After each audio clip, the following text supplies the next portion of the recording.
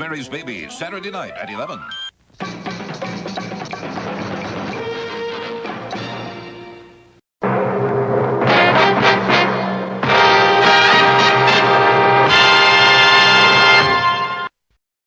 Hey! It's Pod Blast time!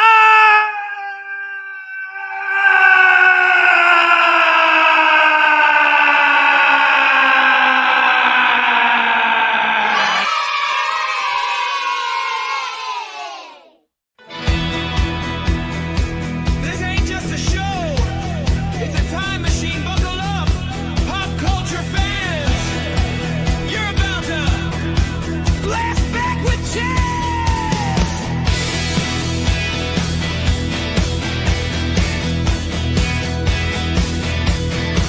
He's got the clips, got the knowledge, got the spark.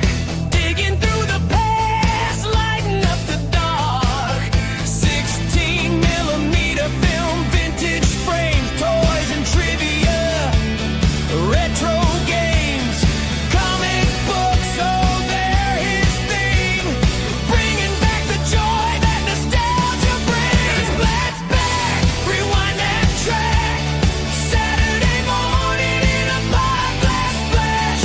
Famous deaths, iconic scenes, laughs and legends from your childhood dreams. Now flip the switch, take it slow. We're going back to the golden glow.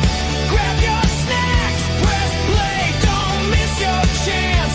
It's a blast from the past with your host, Chance.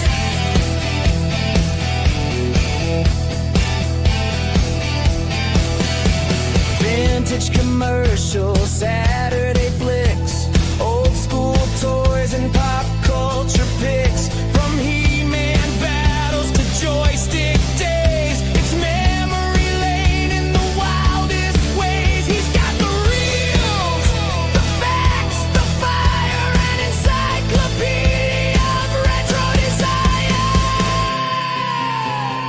Comic books, got them collectibles, showing off. Celeb birthdays, trivia toss. Chance drops knowledge like a retro boss. And he's got that 80s hair. In spirit, a blast back, rewind that track. From VHS to 8-track.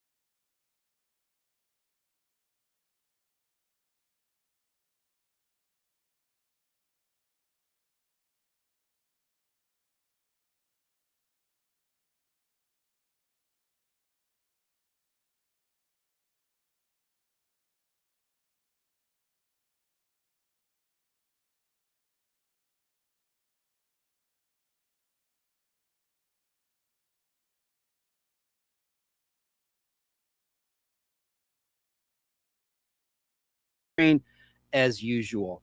And as Steve Harvey says when he hosts Family Feud, we've got a good one for you today.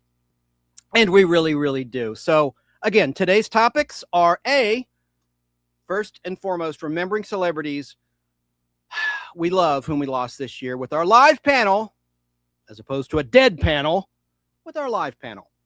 In fact, one of our panelists tonight, Al Hardy, has some interesting collectibles and artifacts to share with us pertaining to some of our lost celebrity souls that we will discuss in this show. And we're going to go in chronological order, like I stated. But let's bring up our panel right now, starting with Al Hardy. How you doing, Al? Hey, Chance, what's up? Not much, sir. I want to tell you that when you started talking, we couldn't hear you for about the first minute. Are you serious? No. Oh, that's too bad. Let me check. Yeah, Oh, oh well.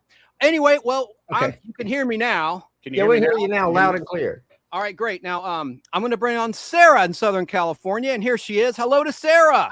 Hi, yeah, you were Sarah. muted. We all tried to tell you in chat. Yeah. Oh, damn. Yeah, but I'm sure it was My really whole good. introduction was muted. Well, let me start over again then and just explain. That really sucks. Okay. Right. Well, Welcome just, to the just Nostalgic repeat what you Podblast. said first. Yeah. All right. Welcome to the Nostalgic Podblast. Yeah. That's right. It's Podblast time. This is your show, your weird, wonderful, informative, and hopefully fun, sense-shattering time capsule of memories of days gone by as we forge ahead together in the game of life. Remember the Milton Bradley board game of life? Well, I was more of a twist of man myself, but right now we're talking about life, specifically life experiences that we all have in common. And if you weren't alive then, maybe you'll learn something about things from before your time. That's what this show, the Nostalgic Podblast, is all about. But tonight, we're going to dial it back and remember many lost souls in pop culture history, famous folks that entertained us for years and years, and some that were relatively young who passed in 2025.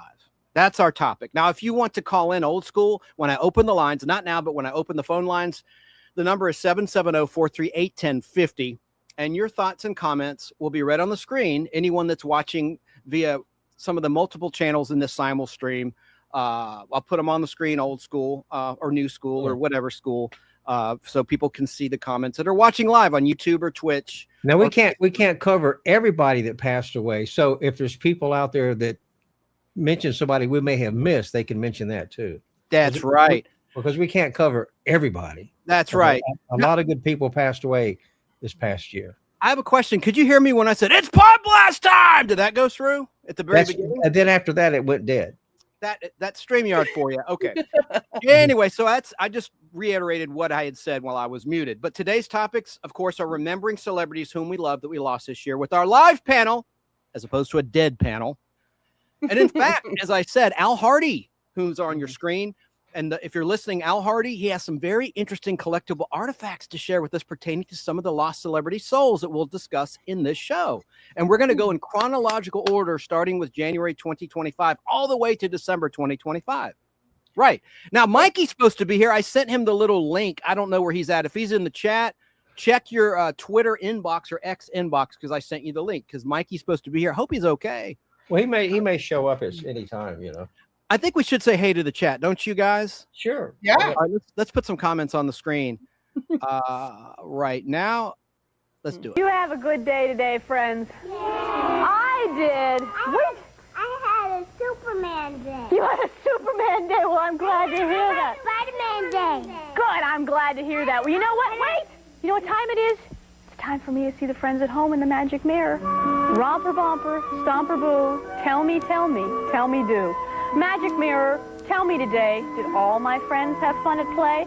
All my friends had fun today. I see David's having a special day today, and Olivia Joy had a special day on Sunday. I see Robin had a special day yesterday, and Dana's having a special day today, and so is Reginald and Edward John and Margaret, and I see Justin and Megan and Courtney and Brick and Mark and Rachel and Sheila and Caroline are all having special days, and Cicely and Ashley and Matthew and Jose, and I see Bonnie and Anthony and Joe had special days yesterday, and so did Tammy and Brandon and Gregory, and of course, friends, you know I see you, and I'll see you again. Yeah, that's from what show? Romper Room. And I want to say hello to Joe Gutfeld in New York State. Hello to Face the Ace. Hello to Jennifer. Jennifer's in the house. I think that's one of Sarah's friends. Hello to Jennifer Warshanak 796. Hope I said that correctly. Hello to our friend Tracy Roth-Myers down in Florida. She was telling me there's no sound when I was muted earlier. I wish I could have seen the chat. Hello to Belt Loop 29 saying I can't hear you at the moment. And then Sarah was saying no sound chance. Except for I wrote Mo instead of no, but then I corrected it to no. Yay. Yeah, sorry about that, folks, but we got it all squared away. I don't know what the hell happened. That's a very annoying. Maybe your mic wasn't turned up all the way or something. Nah, it's a StreamYard issue, I think. But I don't know. I never had those problems, Chance, so it's got to be a typical on your end, probably. Really? Well, hello to Snark and Sass as well in Arkansas State. I was wondering if she won the Powerball the other night. Someone in Arkansas State won over $1 billion. 1.7 billion dollars pre-tax. Unbelievable. Yeah, like Maybe I you said, if she had one, she would have told me first. She would have like, and Sarah, guess what? And I'm like, oh, cool. You're going on vacation, are you? Hey to UFO Man. He has a great YouTube channel, UFO Man 1, like number 1. It's all about, you guessed it, UFOs. He has an awesome YouTube channel. Hello to you. And those that are listening at Fistful of Radio out of Atlanta or Podbean or Spotify, wherever you might be listening, you want to see the show, just Google search The Nostalgic Podblast or use the search engine of your preference. And at the very top, you'll see the Nostalgic Podblast YouTube channel. Click that, then click the live tab, and you'll see a picture, a thumbnail image of a lot of the lost souls like Ozzy Osbourne, and at the very top, Pope Francis. So you'll know you're in the right place if you want to see some of Al Hardy's artifacts he's going to share with us, right, Sarah? Yes, and I was going to say, you got the photo behind you, so, I mean, look for that thumbnail. Yeah. It's a living thumbnail. All right, well, I guess we will. I got Pope Francis right here. Oh, yeah, I was going to ask you. About that. Here, I'll put our names on the screen. That's funny. Yeah, that's Al. Now, Al, tell people who you are. Like, where did you work? I want people that are on Sarah's channel who never heard of you to know what your story is. Well, when I moved to Atlanta, I got a job at Turner Broadcasting, and I worked there for 13 years, working in the programming in the film department. And so it was one of the best jobs I've ever had. So, and I did that, and also worked radio part-time on the weekends at Kicks, a country station. I was a disc jockey, and I did that and worked at Turner, and then ended up working with Chance over at Cumulus Media way after that. Yeah. And you started at Turner, which is WTCG, WTBS, and TNT. Yeah, I started there in 1977. Oh, I thought you said 76. 76, 77, somewhere around there. I know better than you. Yeah. What? I was joking. I said, I know better than you. I was kidding. And so I worked there. When I started at Turner, there was only like 60 people in the whole company. That's when we were on West Peachtree Street in Atlanta. And then Ted bought a mansion over off 85 and, restored it. And we moved over there. And I was there when he founded CNN. He started CNN when I was there. And so I worked there, and CNN and TBS, WTBS were all in the same building. CNN was downstairs and WTBS was upstairs. It was a lot of fun. It was one of the best jobs I've ever had. I loved working there. Yeah, it was a lot of fun. And then, of course, I met Bill Tush. He was one of their announcers there, and they had the Tush show. It was just a lot of a fun time. It was just a great time to work in television. Well, that's awesome. That's awesome. And when you say you ran the film, that's how the reruns of old movies and TV shows and cartoons were shown. Channel 17 was the first station to go on satellite, and it was all over the country. And they called it the Superstation when they went on satellite. And when I started working there, the call letters were WTCG, Turner Communications Group. And then a few years later, he changed the call letters to WTBS, Turner Broadcasting System. And you literally would run a projector to show the reruns. That's pretty cool. Well, I was in the control room. I ran everything in the control room. Just like a radio station, you have a big console there, but it's a video console for television. And I worked. That's where I worked. That's so and cool. The programming was on film and videotape, and all the commercials are on 2-inch videotape. Nobody knows what that is, but you and I. It's just like. It was fun. I mean, working in television was a blast. I worked in television in my hometown of Wilmington, North Carolina. I worked there right out of high school. So I knew a little bit about television. And we were an NBC affiliate there. And I learned how to switch and program. I would stay after the 11 o'clock news. And the engineer would teach me to run the console during the Johnny Carson show. And so that's how I learned how to run the console for television. Was during Johnny Carson. And very then cool. I just took that with me when I came to Atlanta. I was, I walked into Channel 17 right off the street and applied for a job, and they hired me the same day. Very cool. I put the link for Mikey in the chat. Oh, go ahead, Al. I didn't mean to cut you off. It was a small company back then, but Ted grew it. I mean, he just did a bang up job, and he was a great guy to work for. Then he bought the Atlanta Braves, and then the rest is history. Very cool. So Anyone here trying to look for Mikey? I don't know where he's at. I had sent him the link. This is all inside baseball stuff nobody cares Right. about. I sent him the link to join, and he's AWOL. Hope he's okay. So let's say a quick prayer Well, for Mikey. You know, it is the holidays, right? Still, so he could just be out. He's up in Canada. Yeah, he said he would be available, but I'm not going to lose any sleep over it. I just don't want him to feel slighted. We don't have the best communication because he literally only has a phone for emergencies because his phone was stolen by a homeless person. according to him. Yeah. And they hacked his YouTube channel. So Yeah. it's a little dicey. The only way I can communicate with him is through private message on X because I'm not on Facebook until I get a situation worked out where I was hacked by the Vietnamese. Let's get started on the people who passed away. Yeah, good. Thank you for getting us on topic. Let me show a picture. This is the first one on my list from January 1st, 2025. And this is one of the Osmond brothers, and that would be Wayne Osmond. Let me adjust the camera so that you guys are not blocked when I put a picture up. How about that? Let me see how to do that. Nope. Nope. Well, I mean, there it is. There you go. You could just leave it like that during the show, so you're going to be showing images. Yeah, because when I take the picture off, what happens? It goes like that, and I'll have to adjust it. But anyway, so Wayne Osmond was born on August 28th, 1951. He passed away, as I said, on January 1st, 2025. And real quick, we're not going to go through like a biography channel long thing about each of these lost souls, but we do want to mention them. Yeah, he died on January 1st, which was a Wednesday. Of course, he was a singer, guitarist, and founding member of the famous family act, the Osmonds. And he was 73 years old when he died. He died in Salt Lake City Hospital after suffering from a massive stroke, his sibling Merrill said on Merrill's Facebook page. Merrill Osmond. Well, he was young. That's just really sad, you know? Yeah. It is. It is sad. And I love the Osmonds and I love the Donnie Marie show, as you know, Al. Well, I told you before on the podcast that I met Donnie and Marie when I was working at Kicks, the country station, and then 106.7 was a country station, and they showed up and they were on the morning show with Rhubarb. And so after they were on the show, they came in and I was doing production. And so we recorded a lot of liners and stuff with Donnie and Marie. They were very, very nice, you know. Cool, yeah. Too bad we didn't have cell phones back then. I would have taken pictures, but anyway. I think how they were discovered, don't you? The Osmond family. Andy Williams show. They're very good, sir. You knew it. I'm impressed. That's right. Very good. All right. So next on the list. All right. So he's passed away. Donnie Osmond's first big hit was One Bad Apple. Yeah. And then one of his big hits was Puppy Love. You know that. Oh, yeah. That was a remake of the Paul Anka song.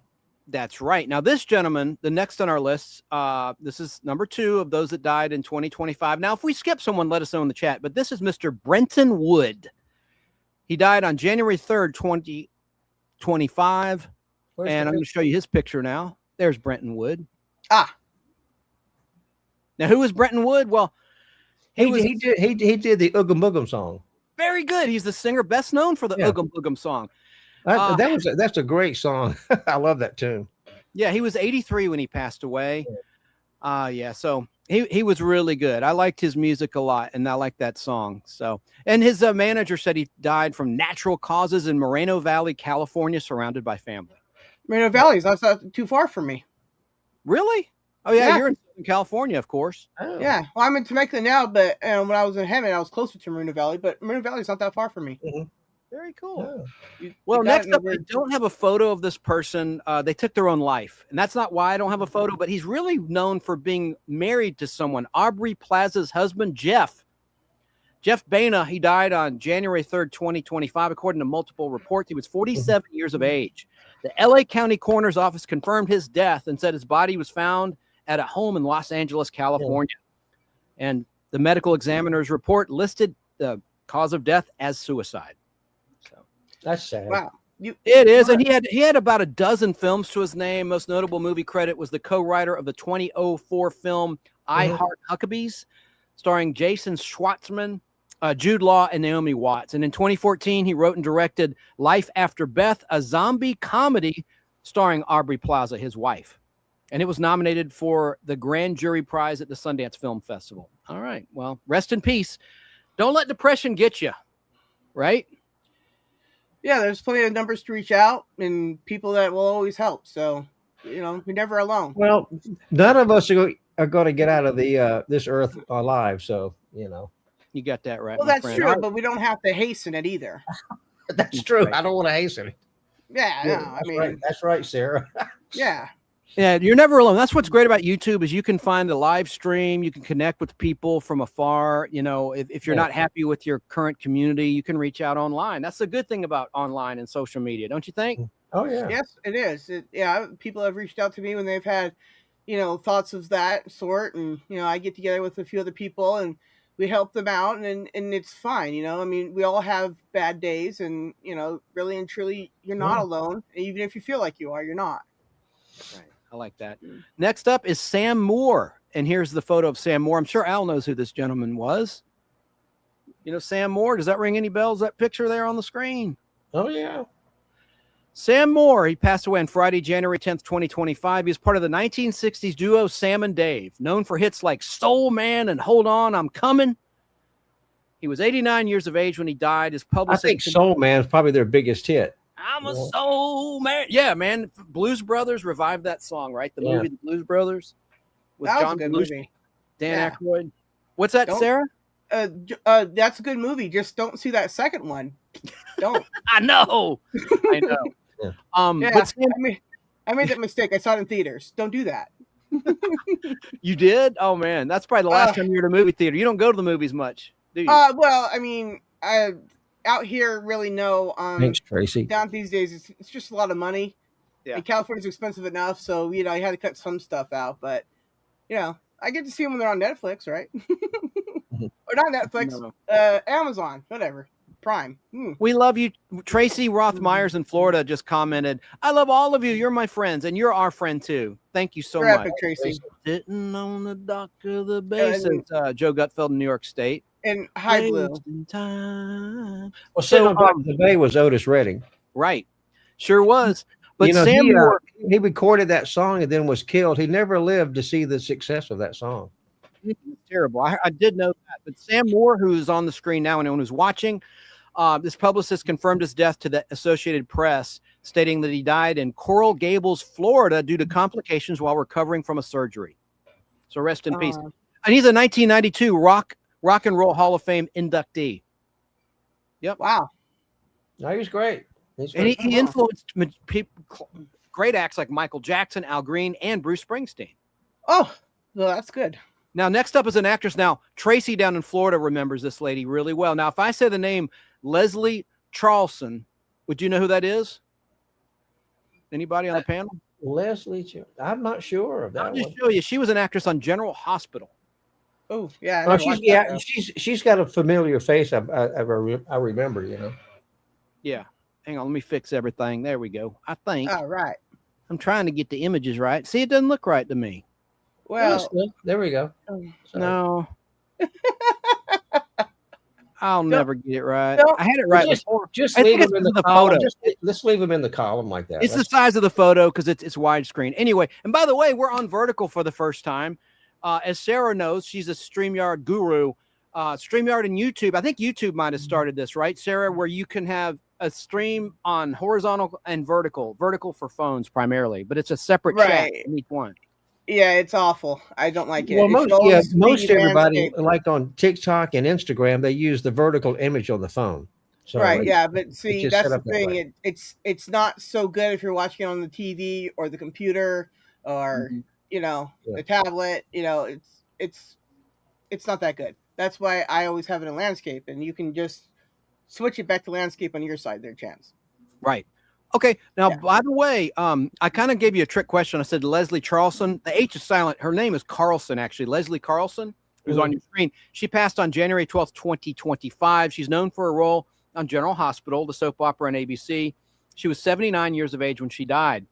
And she's a daytime Emmy-nominated actress, and she played Monica Quartermain on General Hospital for nearly 50 years. Yep. Wow. So next up, this is one Al's going to take away from me. And I have a clip to play a person. This is a big loss, and this is someone who came up in the chat. We're talking about Al. Let me make you big. If we're talking about David Lynch, are you ready with your picture for David Lynch? Or do you want to talk about it while you get the picture? Talk about David. Let me get his picture. Well, I'll tell you about him real quick while you're getting that all set up. David Lynch died on Wednesday, January 15th, 2025. He's a filmmaker and artist. And he was 78 years of age when he died, just a few days shy of his 79th birthday. And David Lynch is considered one of the best directors with a dark, surreal, and sometimes unsettling artistic style. My favorite movie he directed was filmed actually in my hometown of Wilmington, was Blue Velvet. There you go. Yeah, I got it on the screen, your picture there. Yeah, David Lynch. Yeah, Blue Velvet, that's a creepy movie, right? Well, another creepy movie, is one of his first movies, Eraserhead. Yeah, and he did Lost Highway, Mulholland Drive, and the TV show Twin Peaks, which has a cult following. Did you watch that, Sarah, Twin Peaks, with your dad? I didn't watch it when it first, came out, but then I caught the reruns when I was much older, right? And I actually enjoyed it. I didn't get very far in it, though, before I couldn't watch it anymore, but it was great. I also caught some of the remake of the show or whatever, and that was pretty good, too. So I actually enjoyed it. I want to go back and rewatch them all now that I'm way older and I can appreciate that stuff way more, But also Dune was good. Yeah, the first Dune was not a big hit, really. I loved it though. That's one of my favorite things that he ever did was Dune. Al, take it away about David Lynch. I'm going to get some coffee. The movie Eraserhead, that was one of his first movies, and he kept, it took him over a year to film it, and they filmed the movie from midnight until 6. They filmed it all in the overnight hours. It's a very bizarre movie. It's like he's on a trip or something. And of course, it's called Eraserhead because of the main actor. His hair looks like an eraser. But he filmed that movie in a warehouse, and he filmed it all during the night. They would get together about 10 o'clock and start filming at midnight and go all night long. That's pretty cool. And then when he would run out of money, they wouldn't film for a while. It would just sit. Then when he raised more money, he would go back and film more scenes. Yes, it's very disjointed. Yeah, Eraserhead is one of the most bizarre movies you'll ever see. I still don't quite understand it, but that was his first big hit, and I've got the DVD. It's in black and white, and him and his wife or girlfriend, they raise a baby, and the baby is really kind of a little monster. He's not a real human, and the baby's crying all night long. It's just the most bizarre movie you'll ever see. Is Chance back? Yeah, I'm back. Well, I'll show you a picture of Eraserhead. Oh, hang on. There you go. Look at that. Now this is from 2000, but this is there you see. And the guy that plays the part, I have to look at that. It was his first movie. He had never done a movie before, but he was a friend of David Lynch. And well, that's creepy. It's a creepy movie. Let's see if there's anything on the inside. Oh, and while you're doing that, Deadly Chihuahua says "Wild at Heart." Wild at Heart. Yeah, he did that with Nicolas Cage. Here's a picture of the DVD. So that's, if you can see, that's the picture of. Yep. That's great. I like that. That's movie's a real trip. I mean, it's just, for lack of a better word, you might understand it if you were kind of on something. I guess. I don't know. Pat Brewer's asking, who is David Lynch and what did he do? Well, Al just said, if you rewind, that's probably a comment from a while back before you explained. Oh yeah, there it is again. And look, Deadly Chihuahua also liked Fire Walk with Me, right? There you go. And Tracy's saying Eraserhead is a cult classic. It is a cult classic. Epic. Get a Blue Chicken too in the chat. Have you seen Blue Velvet? Joe Gutfeld says he hated Blue Velvet. Oh, I love Blue Velvet. It's just, I love the movie. It was filmed in Wilmington at the Carolina Apartments. Isabel Rossini's apartment was filmed at the Carolinas apartment. It was filmed in Wilmington, but the movie takes place in Lumberton, a town called Lumberton. Now, Lumberton is a real town, and it's about maybe 30 miles outside of Wilmington. But he didn't use Wilmington as the for the town in the movie, but he used Lumberton, which was right outside of Wilmington. Yeah. And Deadly Chihuahua also said that David Lynch is one of the best directors of all time. Oh, a lot of people got in directing because of him. They studied his films. I mean, Mulholland Drive is a terrific movie. Yeah. I even liked Eraserhead, even though I didn't quite understand some of it, but it's just wild. Cool. All right. Well, I guess we'll move along. And by the way, keep an eye on the chat because I can't see the chat. I want to see if Mikey shows up so Mikey knows that I did send him the link so he doesn't feel slighted. Okay, well, let's just move on. He'll show up when he shows up. Yeah. Okay, we'll move on. It's okay. Okay, Chance. All right. Well, next up, in terms of those that died in 2025, they died in 2025, is this gentleman. All right. Do you know the band? The Band? It was called The Band. Yes. Well, I've got several of their albums, plus I got some CDs. Oh, let me fix the image here. God, I'll never get this right. There we go. This is Garth. Say hey to Garth. Garth Hudson passed away. Hi, Garth. He died on January 21st, 2025. He's the last living member of the band. He died at the age of 87. Wow. And he was the virtuoso keyboardist and all-around musician who drew from a unique palette of sounds and styles to add a conversational touch to such rock standards as Up on Cripple Creek, The Weight, and Rag Mama Rag. And for the longest time, I got the band mixed up with Three Dog Night. Oh, I love Three Dog Night. Told me not to come. Yeah. Yeah, Three Dog Night. That's up my alley. Not? Are you being sarcastic there, Sarah? No, I really love Three Dog Night. Yeah, I love them. Yeah. Mama told me not to go. They're out of Australia. So, any other thoughts? Anyone about the band? Al, any memories? No, I just like their music. The Wait's one of my favorite songs, but I have their album. What is it? World War I. It was like a triple album. Yeah. Right. Yeah. All right. So next up, you guys will get a kick out of this one. This is a rapper. He's from Atlanta. Al, can you do away with that picture for me? Because if I delete it, I might kick you out of the stream by mistake. Oh. If I delete that, is it removed from studio or stage? remove it. Just remove it. Well, I got two removes. Don't. Just remove the picture, not you. Okay. There you go. I think it's removed from stage. Okay, sorry, folks. Little inside baseball. It's removed, yeah. Okay. The next one on my list.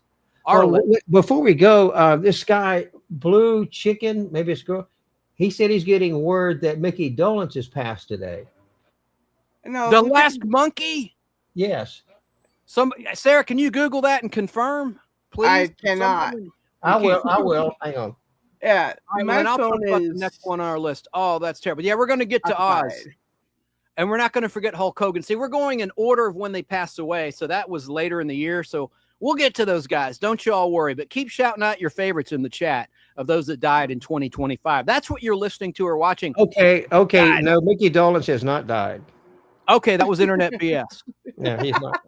Sometimes, the internet, they get things wrong. Well, thank Yeah, God. I have been checking as much as I can of everything I've been posting, right? And half the time, Google says it's not true, and then tells me how it's true, and I'm like, what?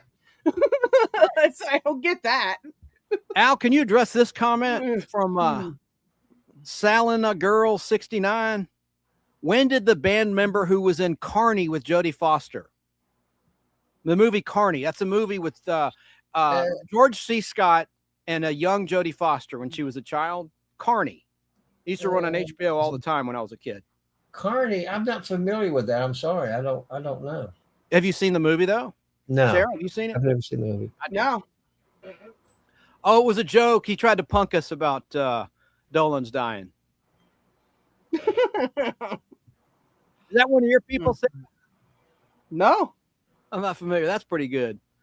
Okay. All right, who's next up? Okay, next up is this person. This is a rapper who passed away rather young, and I'll get his picture. This is DJ Unk, And I'll just quickly tell you about DJ Unk. Let me just fix this. This is going to drive me nuts, y'all. There we go. So DJ Unk. Here's the funny thing. I don't have a D key on my keyboard, right? So when I tried to label the picture, it came up junk. Because there's no D. It's DJ Unk, like uncle, but spelled U-N-K. Like, and so when I tried to label it, it said junk, not because I couldn't put the D for DJ Unk. Anyway, he passed away on Friday. I don't have a D key. I typed so hard, the D key flew off my computer. He does type hard. DJ Unk was born or died rather on his death day was Friday, January 24th, 2025. He's born as Anthony Leonard Platt, known professionally as DJ Unk. He was an influential figure in Atlanta's hip hop scene and a pioneer of the snap music subgenre. And he was 43 years of age when he died, according to TMZ. He rose to fame in the mid-2000s with his breakout hit single, Walk It Out, which climbed into the top 10 on the Billboard Hot 100 charts. He's known for his infectious beats and energetic delivery. DJ Unk became a defining voice of Southern hip-hop and gained widespread recognition for his contributions to the rap genre. All right. So I know nothing about rap. Okay. You probably won't know who this next person is. This is 9th on the list. We're into February 2025 now. Paquita La Del Barrio. Let me show you her photo. She was a singer. And there she is. And you guys know who this person was? I do not. She's a Mexican singer and actress. And she's known for hit anthems such as Rada de dos Patias and Tres Veces Te Engane, and I'm probably saying this all wrong, and Las Mujeres Mandan, and she passed away in February 2025 on February 17th at the age of 77. And she's an iconic singer.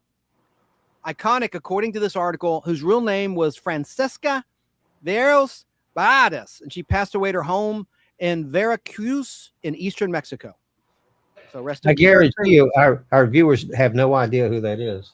Well, we're an educational show. Well, being here in Southern California, there's a lot of Spanish-speaking people that are in my area. So, yeah, I'm sure they know who she is. Thank you. That's what I say, too. There's people watching from all over the play.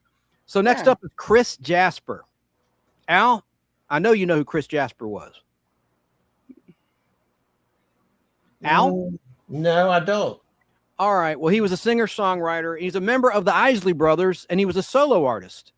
He passed away at the age of 73 back on Sunday, February 20th. I know the Isley Brothers, but I don't remember his name in the Isley Brothers. He's a singer, and he's a singer-songwriter for the Isley Brothers. He was 73 when he died on Sunday, February 23rd, 2025, according to his family.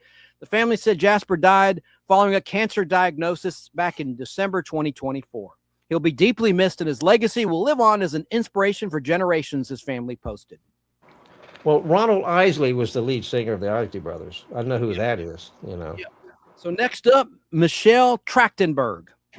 She was relatively young when she passed away. Let me show you. I'll just put a picture up, and then we have a real heavy hitter after her.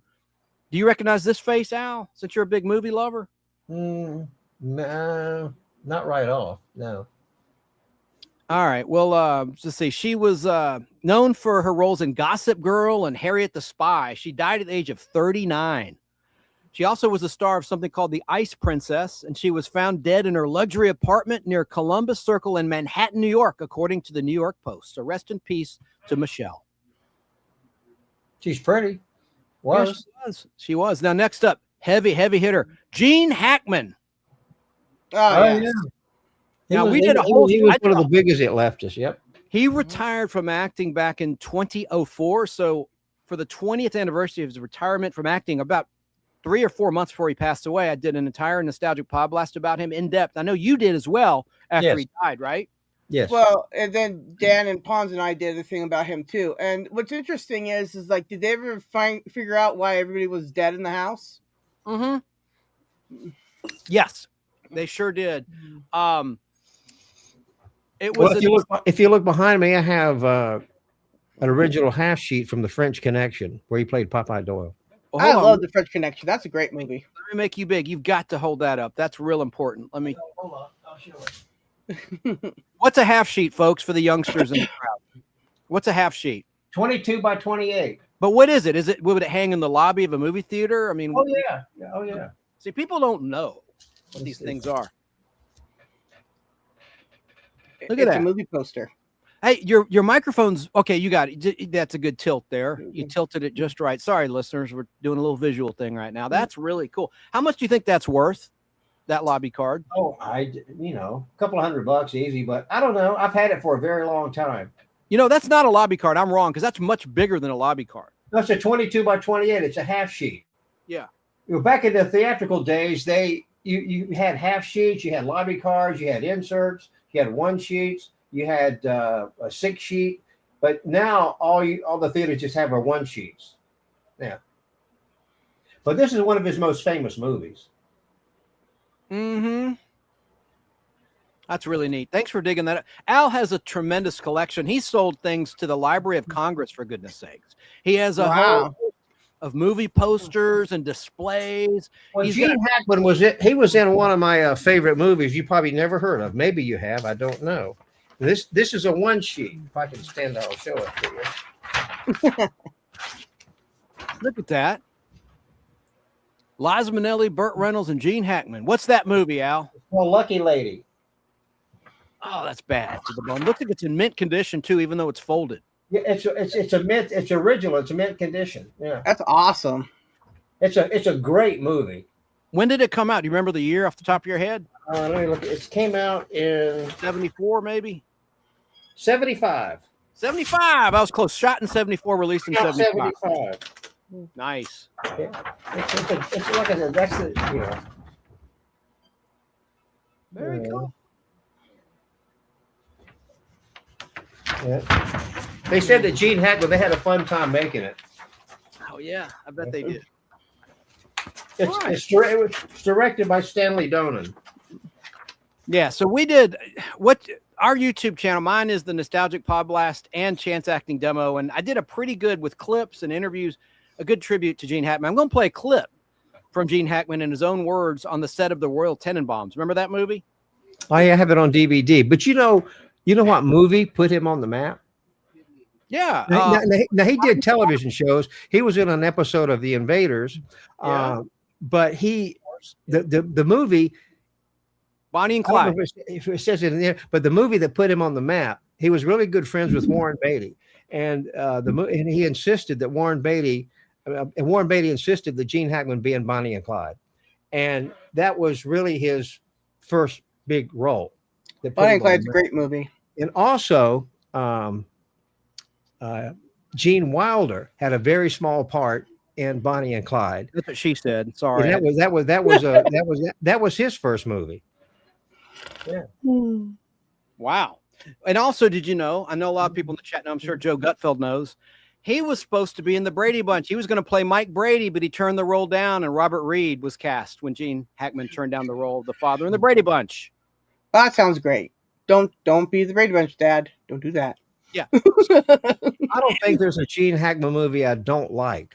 I know. He retired 21 years ago, 20 years before his death. So at least he had 20 good years of life. But I mean, he was great in Mississippi Burning, the Poseidon Adventure. He could do it all, Oh, the Poseidon Adventure is a great New Year's Eve movie set during New Year's Eve. And Leslie Nielsen played the captain when he was still doing serious roles. Oh, yeah. Captain of the SS Poseidon on New Year's Eve, the ill-fated Poseidon. I even like the remake. There's nothing like the original. And they even made a sequel, right? Remember the sequel? Yeah, it wasn't very good. 1979. Angela Cartwright was in it from Lost in Space and The Sound of Music. Anyway, Gene Hackman, it was reported back on February 27th, 2025 that he died, but he actually died on Tuesday, February 18th, 2025. The body wasn't discovered for quite some time. Yeah. He died. He collapsed, and his wife found the body, and then his wife died of an illness after Gene Hackman died. Of course, he was an Oscar-winning actor known for his performances in The French Connection and Unforgiven with Clint Eastwood, one of my favorite movies of all time. And he was found dead along with his wife, a classical piano player or pianist, Betsy Arakawa, and their dog. their dog died too at their Santa Fe, New Mexico home. Officials said the dog died from starvation and lack of water. Well, yeah, one dog died. The other one One lived. dog, yeah. And yeah, there's, if you need to look it up, there's police camera footage of them entering the house and stuff. So it's all out there. You can see it all. There was no foul play, thank gosh, because there was speculation he might have been murdered, and thank goodness that wasn't the case. Yeah. We all love him It's so many weird how he was dead, then she was dead, and then it was very suspicious for sure. Yeah, and he was. Guess how old he was when he died? He was 95 at the time of his death. His wife was 63. Wow. And his cause of death was not immediately known, as you said. He was really good at a Western movie that I really like called Geronimo. He was in that. He was just excellent.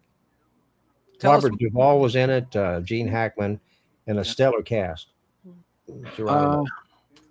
I'm going to answer that question officially for the chat. Cause of death. Gene Hackman, the official cause of death. It was heart disease, complicated by advanced Alzheimer's disease, with his pacemaker showing abnormal heart activity around February 18th, 2025, shortly after his wife, Betsy, died from hantavirus. Autopsy reports indicated severe heart issues, including congestive heart failure, but no evidence of dehydration, despite his stomach being empty, suggested he hadn't eaten recently. So that's really sad. Wow. Yeah. That sounds horrific. What's your favorite Gene Hackman movie, chat? Let us know while we're live, and I will put your comment on the screen. It is so sad. I don't have a favorite Gene Hackman. I like them all. I don't like one over the other, to be honest with you. Well, I'd have to say for me, growing up, the one role that he sticks out in my mind is Lex Luthor for sure. I mean, as a kid, I loved Superman for sure.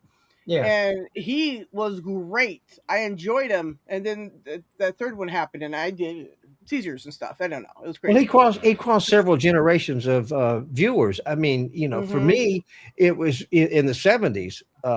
In 1967 is when Bonnie and Clyde came out. So for me, it was the middle 60s. I discovered Gene Hackman, and then following him all the way through all of his movies. And another great movie he did was Crimson Tide. That's a great movie with Denzel Washington. Awesome. Chance disappeared. Did he get abducted by aliens? What happened? All right. Anyway. And of course, Hoosiers was good. Music and fun, etc. says Unforgiven was on TV tonight here in the UK. Good film. Cool. That's awesome.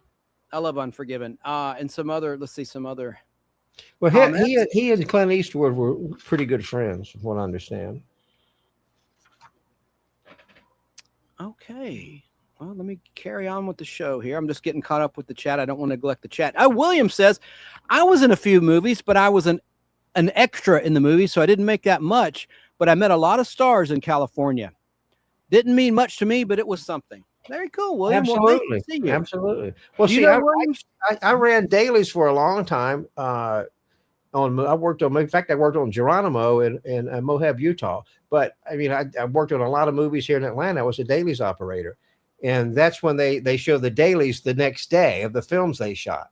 And so, but now most everything is shot digital, so they can watch their dailies almost instantly after they shoot it. Yes, they can. I've seen it many times on the set. Do you know William? Hey, William, welcome to the Nostalgic Pod Blast and My Flock is Everywhere YouTube channel, and Al's Place. Al's Place on YouTube. Yeah. Sarah, do you know William? No. William, how did you find us? I'd really like to know. And also, Girl 69 says Estelle Parsons and Willy Wonka. Was Gene Hackman in? No, he wasn't in the remake, was he? By Tim Burton? No. I never really. No. I couldn't get into it. But I didn't watch it. What's that? I didn't watch that remake. I have self-respect, it's the original. Joe Gutfeld answered my question about the best Gene Hackman movies. He chooses Hoosiers, Class Action, and of course Superman the movie and Superman 2. Oh yeah. 1 and 2, very good movies. I like them. Oh, and when he was an extra, he met Clint Eastwood and he met Dennis Weaver, George Burns, and George Burns was a decent man. I met Clint Eastwood at Turner. You did? I met him in The Trouble with the Curve in Atlanta. He was No. directing and starring in it with Amy Adams and I met him. Justin Timberlake. I met him at Turner. He was in town promoting a movie he did. It was based on the life of John Huston. Something elephant. I can't remember the title, but anyway, that's when I met him. Yeah. Oh, and Salinger Girl 69 also says, why was there no wellness check on Gene Hackman and his wife? Yeah, his daughter didn't check on him. Yeah. Well, it's sometimes, it's just, people in the movies and stuff, they don't get along with their siblings sometimes. It's just crazy, Well, yeah, and I don't know if that's sometimes people just are busy and they have plans to meet up at a certain point and don't think about checking in between either. So, there's Hey, that too. Keebler. Yep. Hey, Keebler, one of my mods. Sarah's one of my mods too, as is Chrissy, Rainbender's Banner YouTube channel.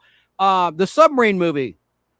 Crimson Tide. We just talked about that. Yep. Didn't we? The submarine. Yeah, she's just acknowledged, she or he. Sorry, a girl. Well, I mean, girl. Yeah, I'm sorry. okay. I'm not good today. Obviously, you're female. All right. So let's move on then. So Gene Hackman, because we did a whole entire pod blast about Gene Hackman. Mine's very thorough. Yep. So rest in peace to Gene Hackman. He's one of the greats. All right. So next up on the list, let me put the photo up. Do you know who Angie Stone is? Panel. Well, put the picture up. Let me see. Yeah. Oh, you know what? I'm going to mention someone before I do that. I'm bad. The 13th on my list is David Johansen. No photo. I'm just going to mention David Johansen passed away on February 28th, 2025. He's a last surviving member of the New York Dolls who later performed as his alter ego, Buster Poindexter. Buster Poindexter. He died on February 28th at the age of 75. You remember Buster Poindexter? I remember the name. That's all I know.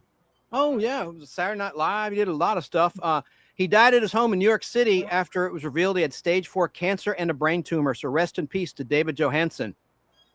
Wow. And Buster Poindexter, his alter ego. I should have pulled up a picture of him. But now we're into March 2025 with Angie Stone. This was Angie Stone. I thought I had the picture. Okay. I do. There's Angie Stone. Rest in peace to Angie Stone. 1961 to 2025. She's a Grammy-nominated R&B singer, a member of the all-female hip-hop trio The Sequence, and she's known for the hit song Wish I Didn't Miss You. And she was killed, get this, in a car crash at the age of 63. About 4 a.m., the vehicle was riding in the back to Atlanta from Alabama, and it flipped over and was hit by a big rig. Yikes. The music producer and Stone's longtime manager, Walter Mishap III, told the Associated Press in an email. So she got hit by a semi-truck and killed while traveling from Alabama to Atlanta. And I know that road on I-20 is extremely messed up. I mean, it needs to be repaved for sure. Yeah, that's terrible. So sad. That was on March 1st, 2025. So rest in peace to Angie Stone. Wow. That's a way to go. Yep. The next one, Al, I know you'll know this person, Roy Ayers. Oh, yeah. He passed away on Tuesday, March 4th, 2025. He's a jazz legend and the godfather of neo soul. Roy Ayers died at his home in New York City on March 3rd, 2025. He was 84 years of age. He died after a long illness, according to his family. So rest in peace to Roy.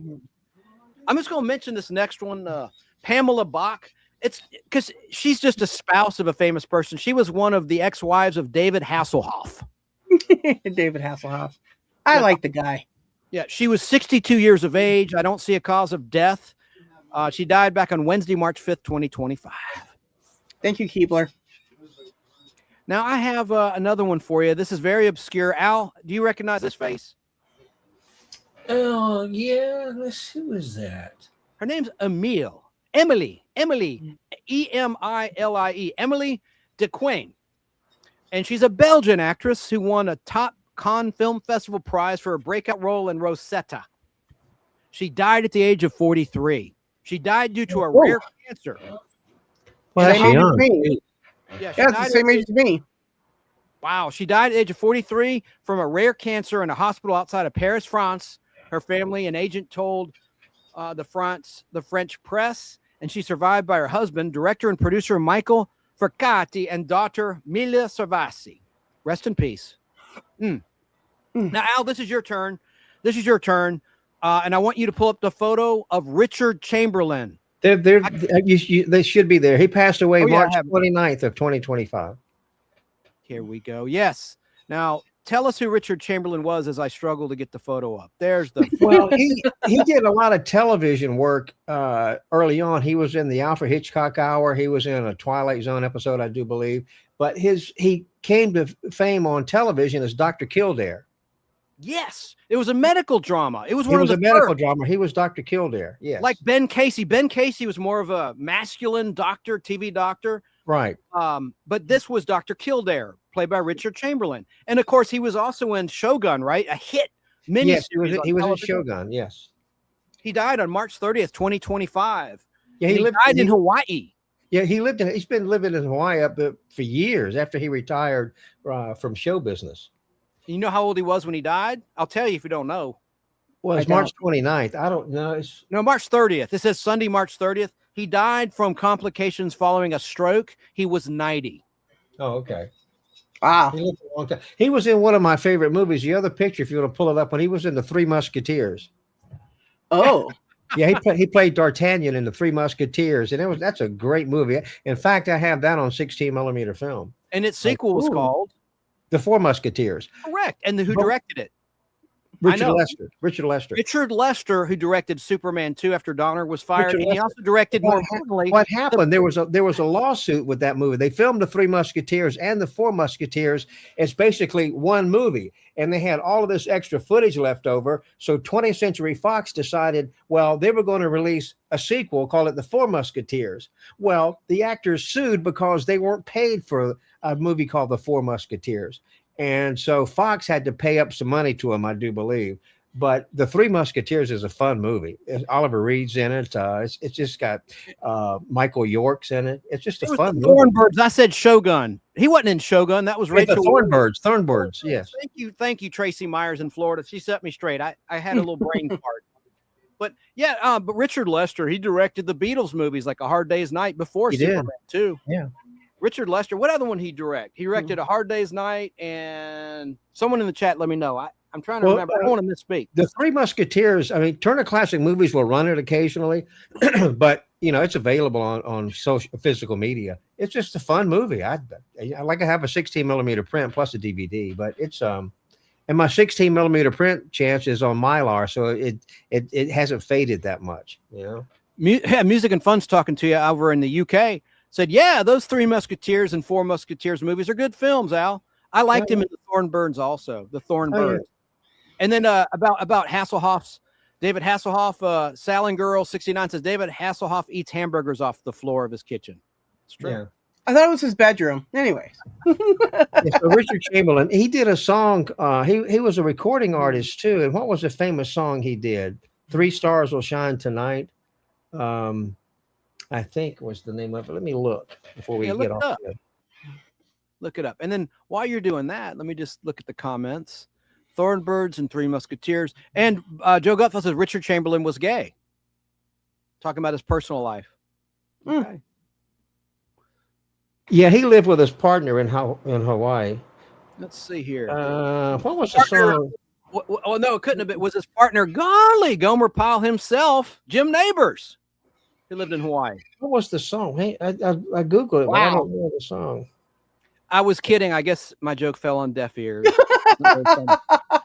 Richard Chamberlain was involved with a Gomer Pyle. Now, everybody knows Jim Neighbors, before he passed, he was a macadamia nut farmer. He was very successful at that out in Hawaii, one of the Hawaiian Islands. Anyway, sorry. Go ahead, Al. Al? Is he gone? I turned my mic off because I was asking, but I don't, 3 Stars Will Shine Tonight, I think is the name of the song. Another person that was in the Three Musketeers was Raquel Welch, and she was great in it. She was funny. I love Raquel Welch anyway. Yeah. She passed away some years ago, but it's a great movie. I agree. All right, I'll take him away. Oh, okay. Bye, Richard Chamberlain. Rest in peace, Richard Chamberlain. Absolutely. Absolutely. All right, let me get on R.I.P. to everyone. We've got a big one now. We're talking about Val Kilmer. Ah, yes. Val Kilmer. That was a tough one. Now we're into April 2025. Whoa. Oh, you know what I didn't do? I have to go back. I never played the clip of Gene Hackman, so I've got to do that. Hold it, Val. Let's Stay just come there, back Al. to it. All What? right, let me. I got to play this clip. It's brief. I've got to because I spent the time pulling it up. Let me get it. We're going back to Gene Hackman now, and here is Gene Hackman in his own words. Real good chance in his own words, talking about the Royal Tenenbaums. Are you ready for this, Al? It's brief. Yes. Well, Wes called my agent a couple years ago and wanted to meet me. And so I had lunch with him at a hotel here in New York. And he told me that he had an idea for a film that he'd like me to be in. And I asked him not to do that, not to write it for me, because I don't particularly like the things that are written for me. I'd rather kind of invent things that are, rather than have to do something with somebody's idea of who they think I am. Funny, kind of peculiar situation. But anyway, we had a nice chat, and after I told him not to do it, he went off and did it anyway. Royal is the patriarch of the family, the kind of displaced patriarch. He's been separated from his wife for, I think, 20-some odd years. Disbarred lawyer who is trying to, in his latter years, trying to win his way back into the family. Well, I think he probably has a sense of mortality, that you know, it's getting close to the end for him, and that he wants to make amends and have some love. He's been always a selfish man, and he wants to get back with the family. I feel it. Here we go. So I cut that one short. All right. That was Gene Hackman in his own words. I would have been upset if I'd not played that. Sorry about that, Al. But let's talk about Val Kilmer, who died on April 2nd, 2025. And I do have a clip of him, which I'll play. Well, I guess I could play it. I'll play it in a second. I want to show his picture I just had up. What are y'all's thoughts about Val Kilmer? Well, I didn't see that one coming for sure. Yeah. I was just like, Val Kilmer, like, what? Really? Are you being sarcastic? Because he was sick for a long time. You're kidding, right? Or are you serious? No, I was serious because I thought that he was gonna be okay. Honestly, I guess I didn't follow it close enough, right?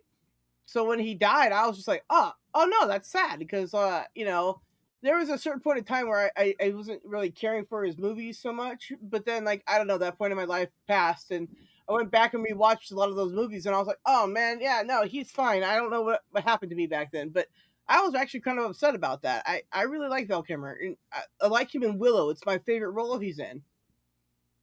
Oh, Willow, yeah, that was good.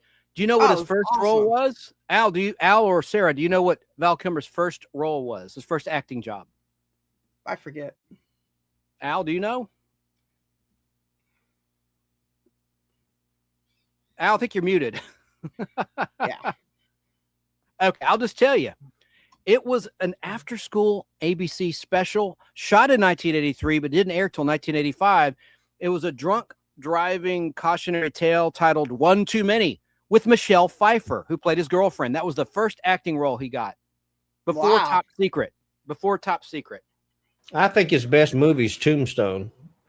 Tombstone. Yeah, that's a great movie too. I'd say Willow. Willow was the first thing I saw him in ever, and I loved Willow. Oh my gosh. Yeah. Oh God, great one, Al. I love that movie so much. So many great actors in that. Even one of your favorites, Sam Elliott. I'm kidding, Al. Al hates Sam Elliott, but I like him. A banquet bear.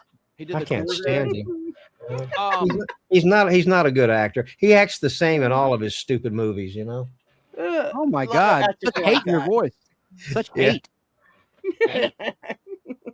Such hate. All right, so Val Kilmer, I do have a clip I'm going to play, but before that, I'll just say, of course, I saw him in the Doors movie as Jim Morrison. I thought he did a great job in that.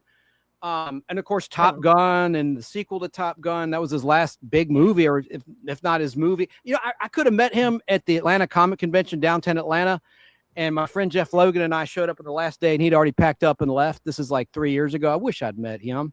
I never got to meet Val Kilmer. Yep. That would have been cool. Yeah. He died in Los Angeles And his daughter, Mercedes Kilmer, told the New York Times that her father succumbed to pneumonia. Val Kilmer had been battling health issues since a throat tumor was discovered in 2014. Yeah. Well, there was a series, I think it was on Netflix. It could have been in Prime. It was called Val. And it basically told the story of Val Kilmer, and it was narrated by his son. And it was really good. It's called Val. I think it was on Netflix. It could have been on Prime, but it's really, if you can find it, you should watch it. It's called Val. It's terrific. Really good. Wow. Music and Fun's letting us know that those that might not know this, Val Kilmer played the voice of Kit in the Knight Rider reboot. Which one? There was like 80 reboots, and they're all awful. God, they're all awful. Do you guys on the panel know what KITT stood for? The letters KITT. I forget. It was all right. I'll just tell you. It was the car, of course, KITT, but it stood for something. The letters K, letter I, letter T, letter T stood for Knight Industries 2000. Like yeah, the spelling of the numeric 2000. Knight Industries 2000. Now, who played the guy who changed Michael Knight's face and created the car? Which actor? You know, Al, who played the guy who died in the pilot to Knight Rider, the original? He also did the narration of the opening credits to Knight Rider. Sarah, you know who this is. I can't think of his name, but yeah. Richard Basehart from Voyage to the Bottom of the Sea, the TV Voyage to the Bottom of the Sea, played Admiral Nelson. Yep. Right, correct. All right. And Joe Gutfeld got the question right. Knight Industries 2000. That's KITT for short. Or KITT is Knight Industries 2000 for short. Yes. Okay, so now you know something else interesting about that show Knight Rider? You know, when they're going into the trailer, right? They really can do that, right? You can really do that in real life. Drive up to the trailer and not crash through it. It's pretty cool. Yeah. I watched the whole thing on it recently on how that's a real thing that you can drive in and out of the trailer like that. Really? Yeah. That's pretty cool. It was. That's the Glenn A. Larson show. All right, let's look at a clip of Val Kilmer being interviewed real quick. You know, my brother's name is Glenn A. It is? One N. Yeah. Yeah. So Glenn A. Larson thinks when we were going around, Glenn's on. Now, everyone listening, including the panel, you might want to check your ears because the audio is kind of hot in this clip. It's kind of loud and hot. Let me just play a little bit of Val Kilmer being interviewed. He didn't do many interviews, nor did Gene Hackman. So I'm glad I could find some clips of those two. Let's watch a clip of Val Kilmer and let's listen to Val's own words. Val, my God, you were great in this movie. Oh, thanks. And what a role. You get to play this big, fat, happy drunk. I mean, you must have been relishing it. Yeah. Not just Angelina Jolie as a wife. I had another 18-year-old French, 6-foot-tall brunette wife, too. Yeah, it's a tough life, Val, but someone has to do it. I liked it. It was really fun. When Oliver came to you and said, I want you to be in this, I mean, what was your reaction? What would you, do anything for Oliver, basically? Yeah. We talked about doing this story when we did The Doors together. And there's actually a scene where Jim Morrison's looking in the mirror and it crossfades to a bust of Alexander. And I knew the story well from high school days. And I was so happy for him when I found out he was doing it. And I may have even called him first just to say, is there something I can do? I knew I wasn't going to be Alexander. Mm-hmm. But it was just great because I knew King Philip's life, and he's such a gregarious character. And then he told me Angie was hired, and I love her, and Colin I loved meeting him. We just started laughing right away. And was there anything special that you did to prepare to play Philip? Or I just ate all across 3 continents. I'm still suffering. I wish somebody would pay me to do that. No, it hurts. It's no fun. I played several drunk, so I didn't need to research alcoholism. Yeah. Plus, there's 30 Irishmen in it, so it was a lot of on-site education. I'm sure. God, they're funny. It was the best group of people.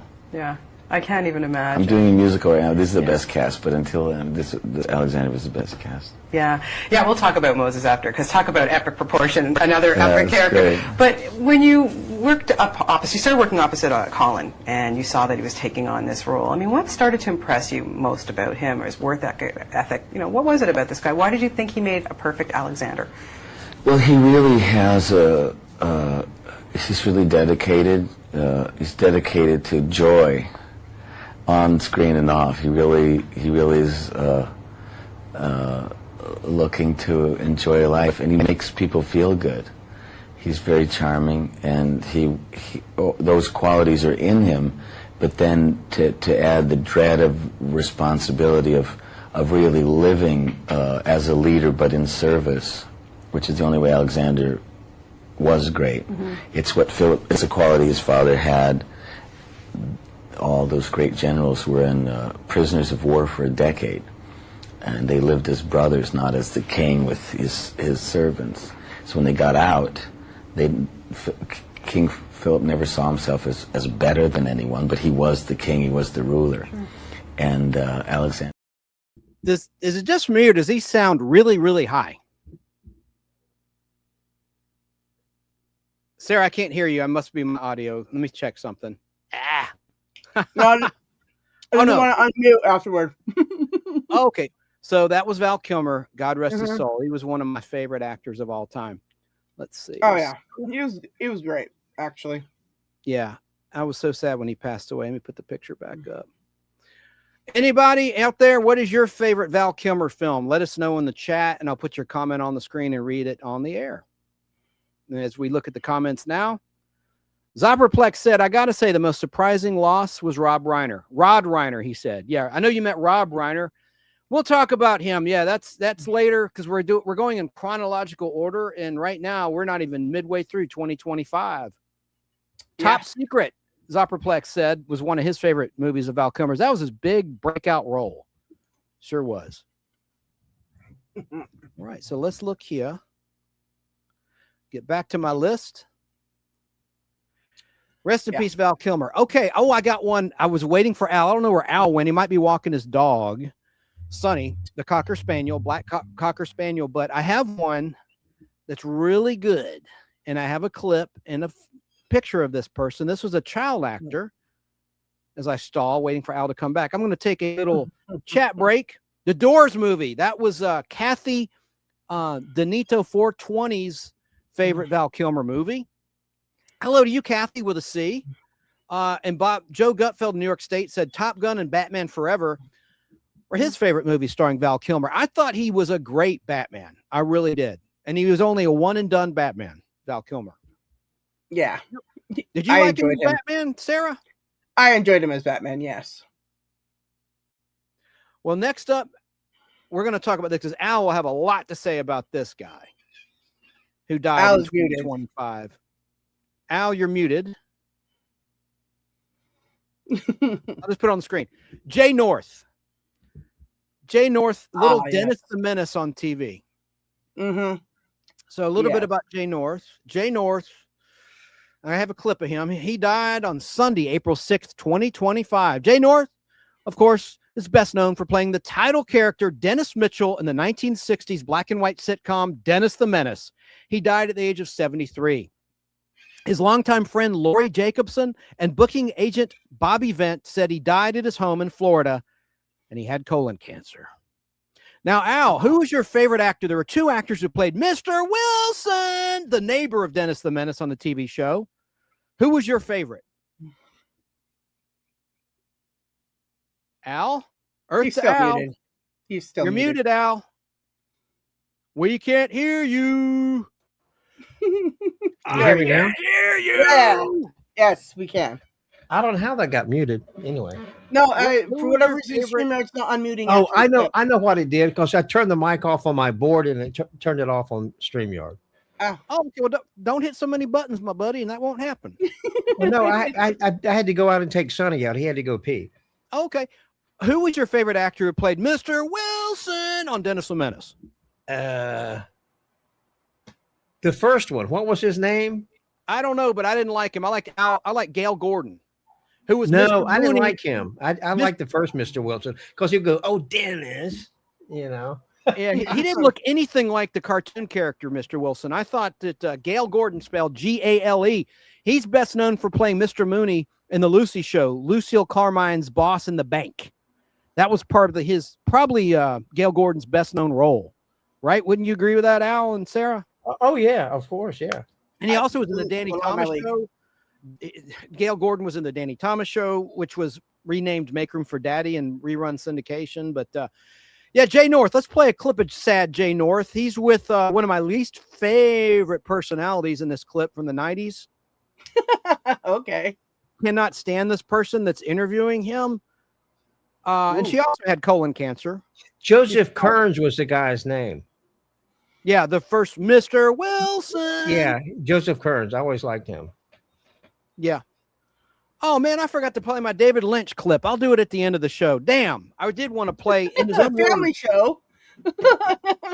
Well, back on track. Here's Jay North, and then I'll play the David Lynch clip because there's still people that tuned in late that love David Lynch. But here is Jay North singing the blues to someone I can't stand who's interviewing him. Let's watch. Was seen, and I would come off the set, and everybody said, "Hey, you did a great job," and then I would get a slap across the face, or taken into the dressing room and get a spanking or verbal tongue lashing or whatever. And she would just physically, she would grab my hair and just shake me, and just made life a living hell for the whole 4 years. And my uncle was very abusive too. Did you say, Mom, I hate this, I don't want to do this anymore? Unfortunately, I never told my mom about the problems on the set because my aunt and uncle threatened me with physical abuse if I revealed that to her. So I was terrified and intimidated of everybody on the set, the production people, my aunt and uncle. I mean, they just made my life a living hell, all of them. The cast was wonderful. I want to make that very clear up front. The cast was wonderful. Herb Anderson, Gloria Henry, Jeannie Russell, all wonderful people and very, very supportive of me. I don't think they weren't really aware of all of the physical abuse. They were, very aware that there were problems, and they could tell that I was an unhappy child, and that I only came alive and became this outgoing, happy little boy when I was in front of the camera. But when I was, off the camera, away from the camera, and around the stage, I was a very quiet, introverted kid, and they realized that there were a lot of problems. I had a fascination with a science fiction film called Village of the Damned, which was a science fiction classic about these blonde children who had this power where they could look at people and take control of their minds and make them do horrible things to themselves. And I wanted to do that to people. I wanted to hurt people, and I wanted to cause them the pain that they were causing me. I wanted revenge.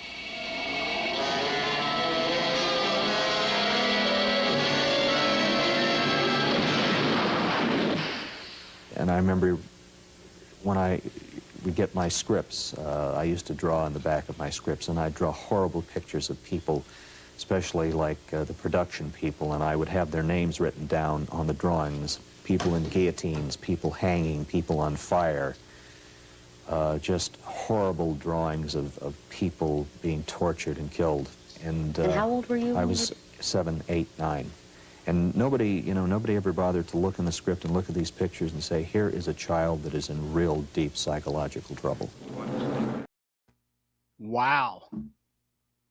What do you think about that? It's funny on StreamYard when my mic is muted. When you go back, I have to unmute it myself.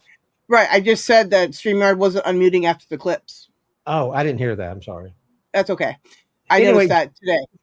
Jay North was kind of bitter. He didn't enjoy doing Dennis the Menace at all. I agree. You have Mommy Dearest as your mom. Ugh. Yeah, and I can't stand Katie Couric, who interviewed him there. I didn't know who that was.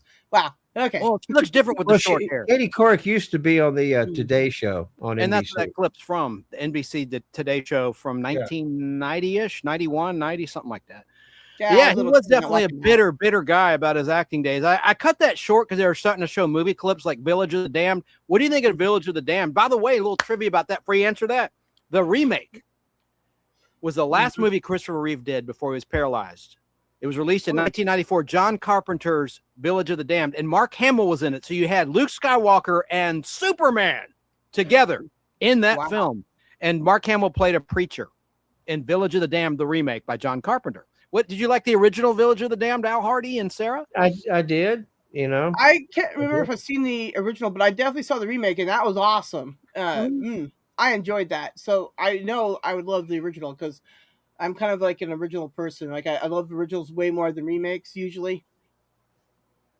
Yeah, Al? usually remakes they drop it. Well, They just keep it Dennis the down. Menace made a couple of movies. He did a movie. He did 2 movies at MGM. One was called Zebra in the Kitchen, and the other one was called Maya. So he did 2 feature-length films when he came off of Dennis the Menace. Keebler says, I disagree. He liked doing Dennis the Menace. He didn't like the people behind the scenes on the crew. Yeah, but the people made it miserable for him. I mean, he often said that. He may have enjoyed doing it, but the crew, they were just, you know. And he says, Zupperplex says, that's a potential serial killer right there, referring to Jay North, I assume. Terrible. Hey, Snarky in the Arkansas State. Well, later on, Jay North, he kind of changed his tune a little bit towards the end. He wasn't so negative on Dennis the Menace. So they do still play Dennis the Menace. It's on Antenna TV in terms of terrestrial television, rabbit ears, in terms of free over the air in the USA anyway. If you have an affiliate near you of Antenna TV, you can catch Dennis the Menace, right, Al? Yeah, it's still on Antenna TV. It might be streaming on Pluto, or it should be. Who owns that? Universal owns Dennis the Menace, I believe. Isn't that a Universal show? MCA? Didn't they have the MCA logo? No, it's not an MCA. I don't know who owns it. It's not MCA. Are you sure? I thought it was MCA. Universal. Look it up. And if you don't mind, sir. So now, while you're doing that, I'm going to play a quick clip of David Lynch talking about the creative process. It's an important one. It's only 2 minutes long. Less than that. I'll cut it before the full 2 minutes are up. But this is the late, great director, David Lynch. We already talked about him earlier. Forgot to play this clip. Check this out. An idea comes, and you see it, and you hear it, and you know it. How does it come? It comes like on a TV in your mind.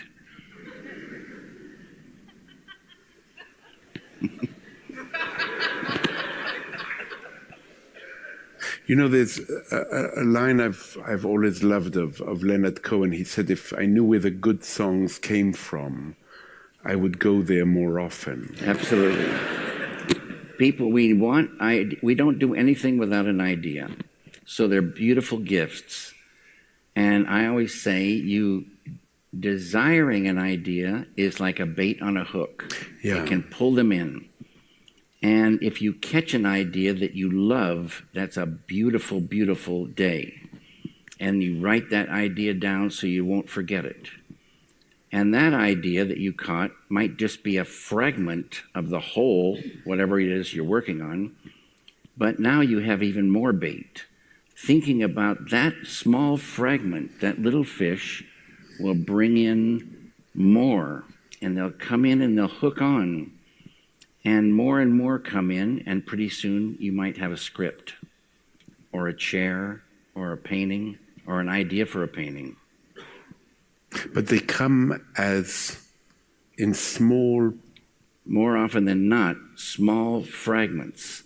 I like to think of it as in the other room, the puzzle is all together, but they keep flipping in just one piece at a time. In the other room... Over there. in a sense, David, there's always another room somewhere. That's a beautiful thing to think about. Let's think about it a bit. No, you think about it.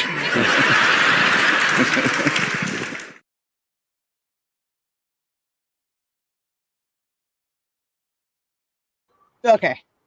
Cool. I remember to unmute myself. Well, as far as Dennis the Menace goes, Warner Brothers owns the TV rights, and North American Syndicate is holding the comic strip rights. Very good. Yeah. So in terms of syndication, Columbia, like you just said, I did look that up. So I was wrong. I thought it was MCA Universal, but it was not. Yeah, it's owned by Warner Brothers now. And the Dennis the Menace TV show aired on CBS from October 4th, 1959 until July 7th, 1963, starring Jay North, who passed away in 2025 as Dennis the Menace. Mr. Wilson! That's annoying as F. I Joseph know. Kearns. Yep. You know who could have played him in a movie when he was young? Macaulay Culkin. He would have been a good Dennis the Menace. Well, he played Richie Rich. It was basically the same character. I actually like that movie, and I like Casper too with Christina Ricci. Yeah, Casper is good.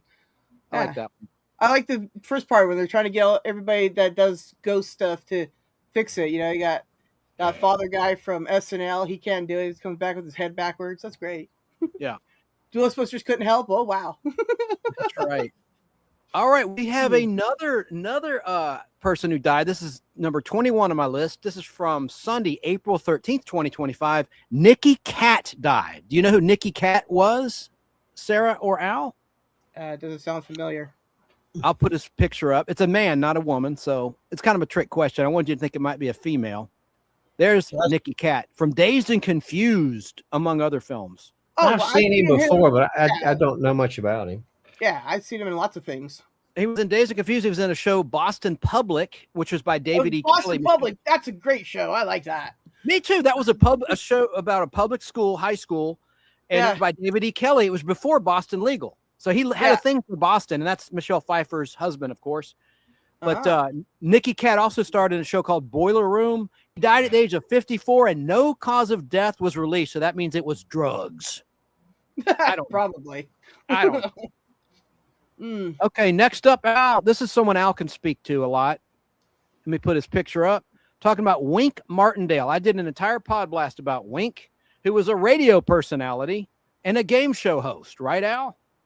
Yeah, I was friends with Wink. We worked together on Music of Your Life when he used to be on Music of Your Life, and we would have once a week we would have phone conversations with all the air personalities, and I used to talk to him on the phone.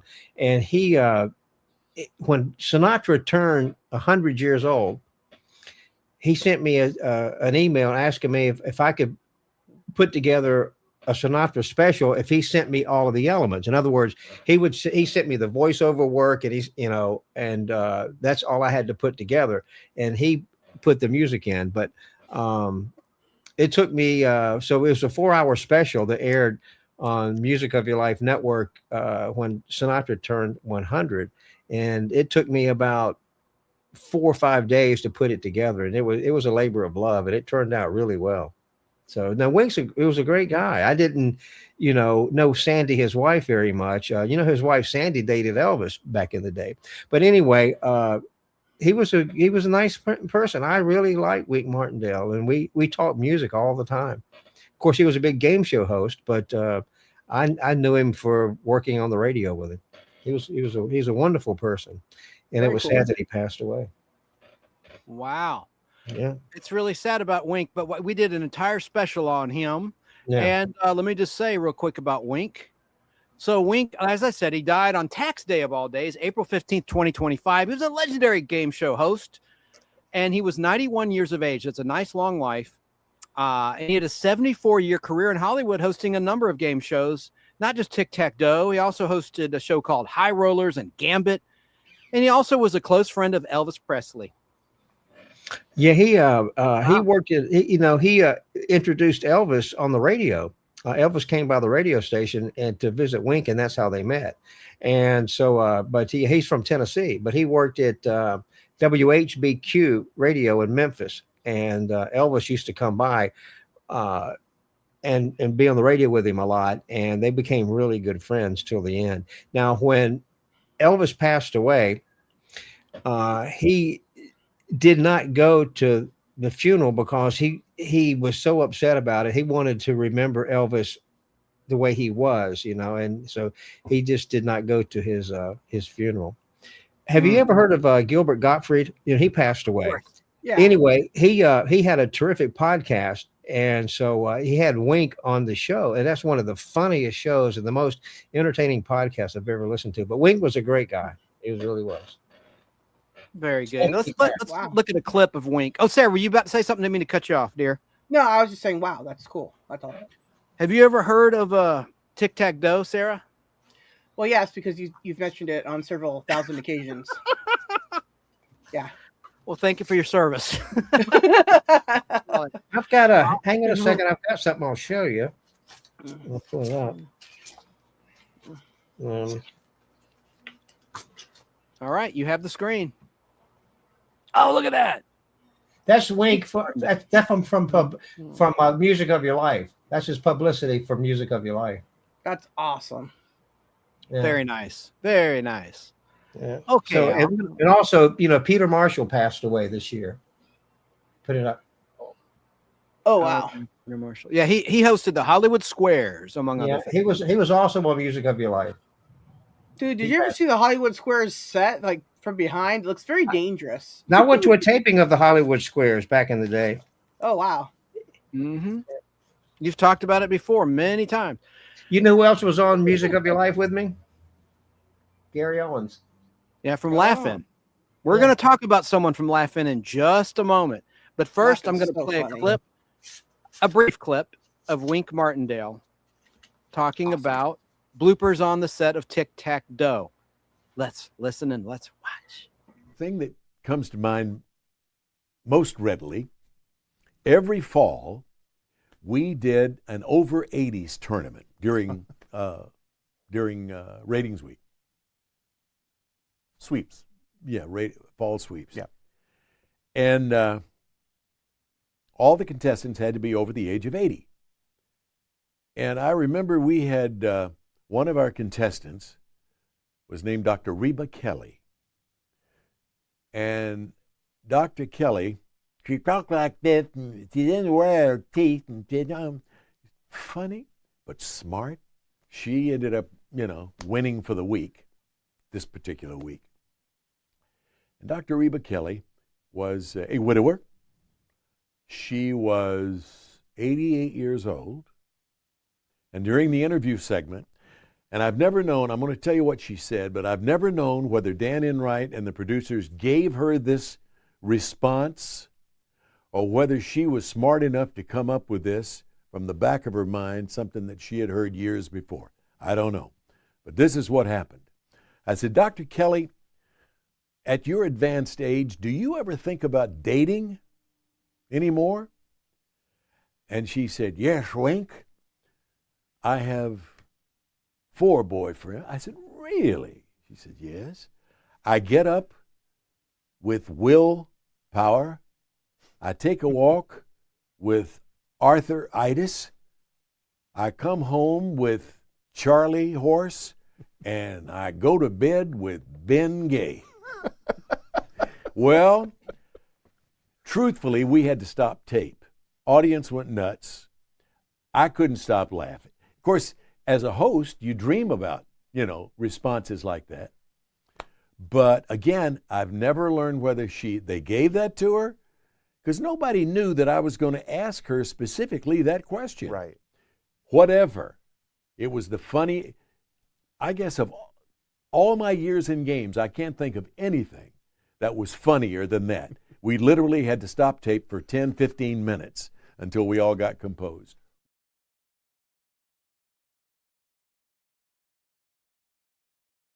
That's a good interview. I like that. Wink Martindale. Okay. So let me get back on track. Aha. I'm glad you're not muted there. That's good. So yeah, it came back. I didn't have to mute it. Unmute it. There was a joke in the chat that Elvis Presley lives in Detroit, Michigan. Where is that comment? Well, of course. Let me put it on the screen. All right, we got another one to talk about who died. This is a biggie, depending on your point of view. Who said that? Where is it? Oh, Elvis lives in Michigan, said Joe Gutfeld. Ha, ha, ha. All right, next up. So, Al, get something handy. You have like a little toy of this person who died. I think you know who I'm talking about.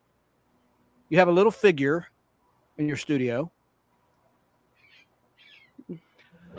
Al, I think you're muted. Or did you have a mini stroke? No, I'm here. Thank God you're all right. It's Pope Francis. I was trying to give you a hint.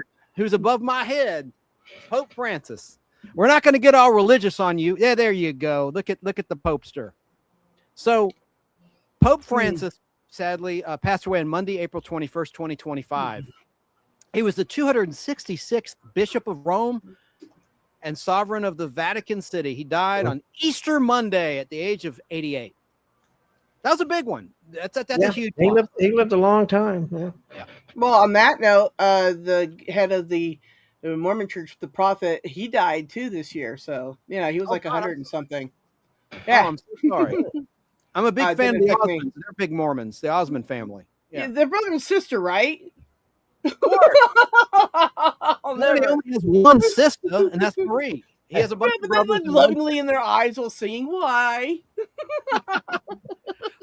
But on April 21st, 2025, the Vatican confirmed the death of Pope Francis in an announcement read by Cardinal Kevin Farrell. The Vatican Camerlengo from the chapel of the Domus Santa Marta, where Pope Francis lived. How do you say that, Al? Domus Santa Marta. Domus? That's good enough. It's kind of Domus Santa Marta.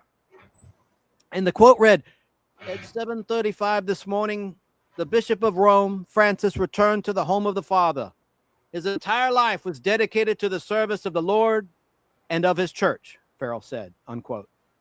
And now we have like this. He said an American Pope, Pope Leo.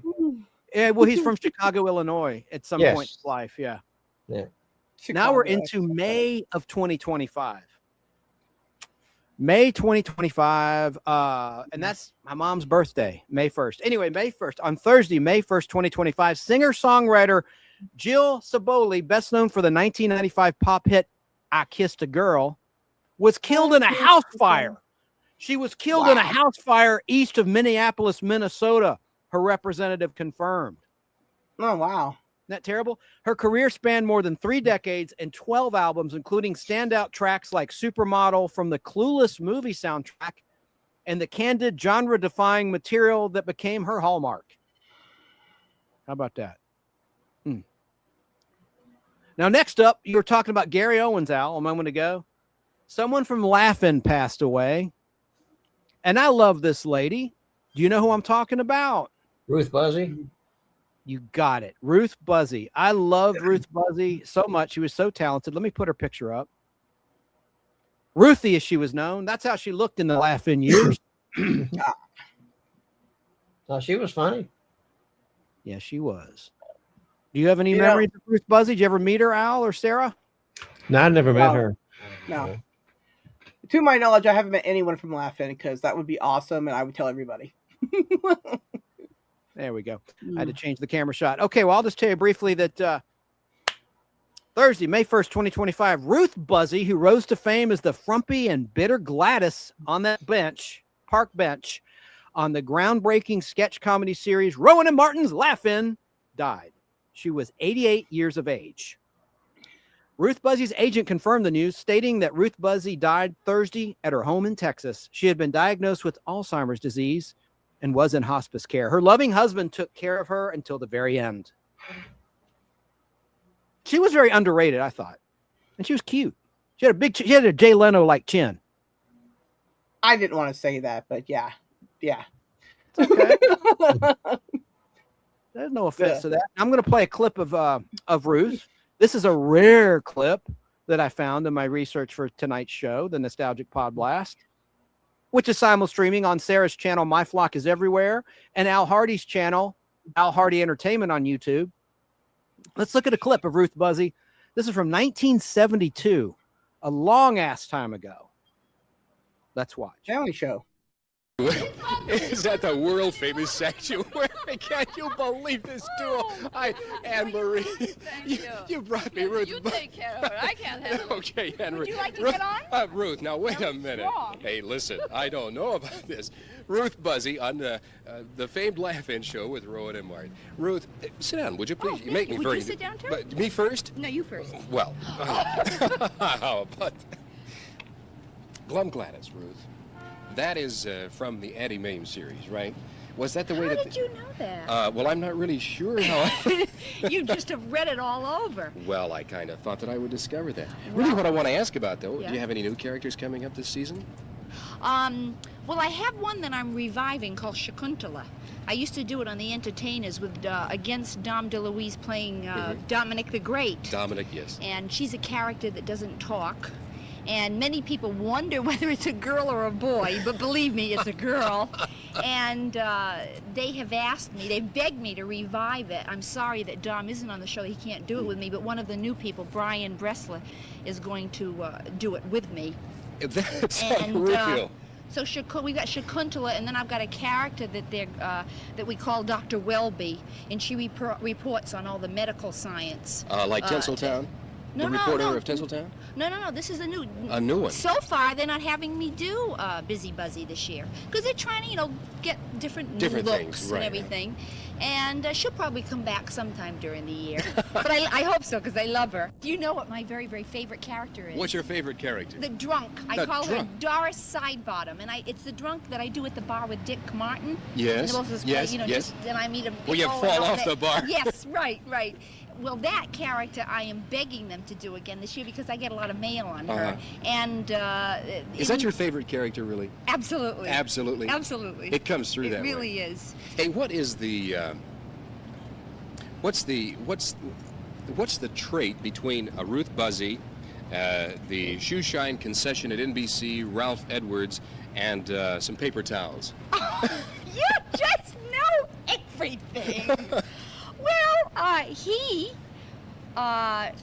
shines the shoes on the Ralph Edwards show, This Is Your Life, and I was very honored last year to have my life done on their show. Ralph and Edwards. it was the first, and it was the first one upon their coming back after being off the air for 9 years. They had shot a few and they chose mine to be first, and that was really thrilling. Besides just being, having being left there. it right, because I used to think that they did This Is Your Life on people that were 105, and so since then I've been sending notes back and forth to Ralph through our shoeshine man. Oh, for crying So, out and loud. we're writing on anything that we can get a hold of. Well, if you're- Toilet tissues. Well, if you're paper writing on bags. anything you can get a hold of, what do you do with a fan that slips you a paper napkin or a paper towel for an autograph? Oh, I write on it. You write on it? Oh, sure. Anything if that's what they want. You know what happened once? What? I was on an airplane. It was the last time I was coming home from Connecticut. Oh, my heavens. And I was just about ready to eat my lunch, and a girl came up, and she was standing beside me. She said, "Pardon me." She said, "Could I please have your autograph?"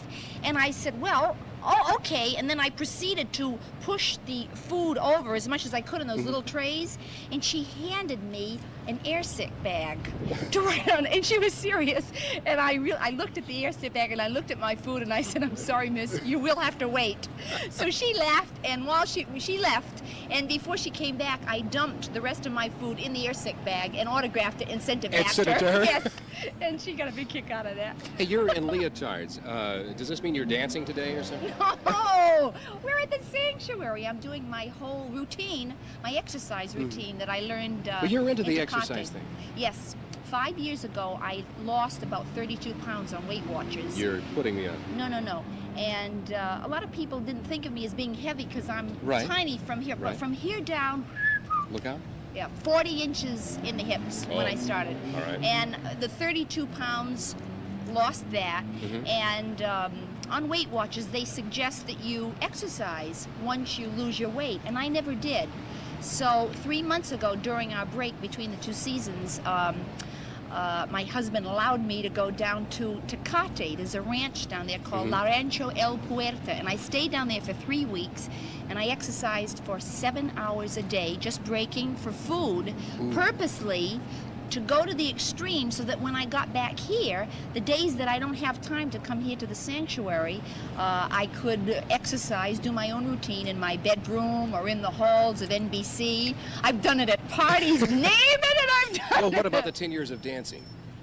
Well, that Does that helps. kind of, it helps. I find that I probably have a better, what would you say, endurance than most people.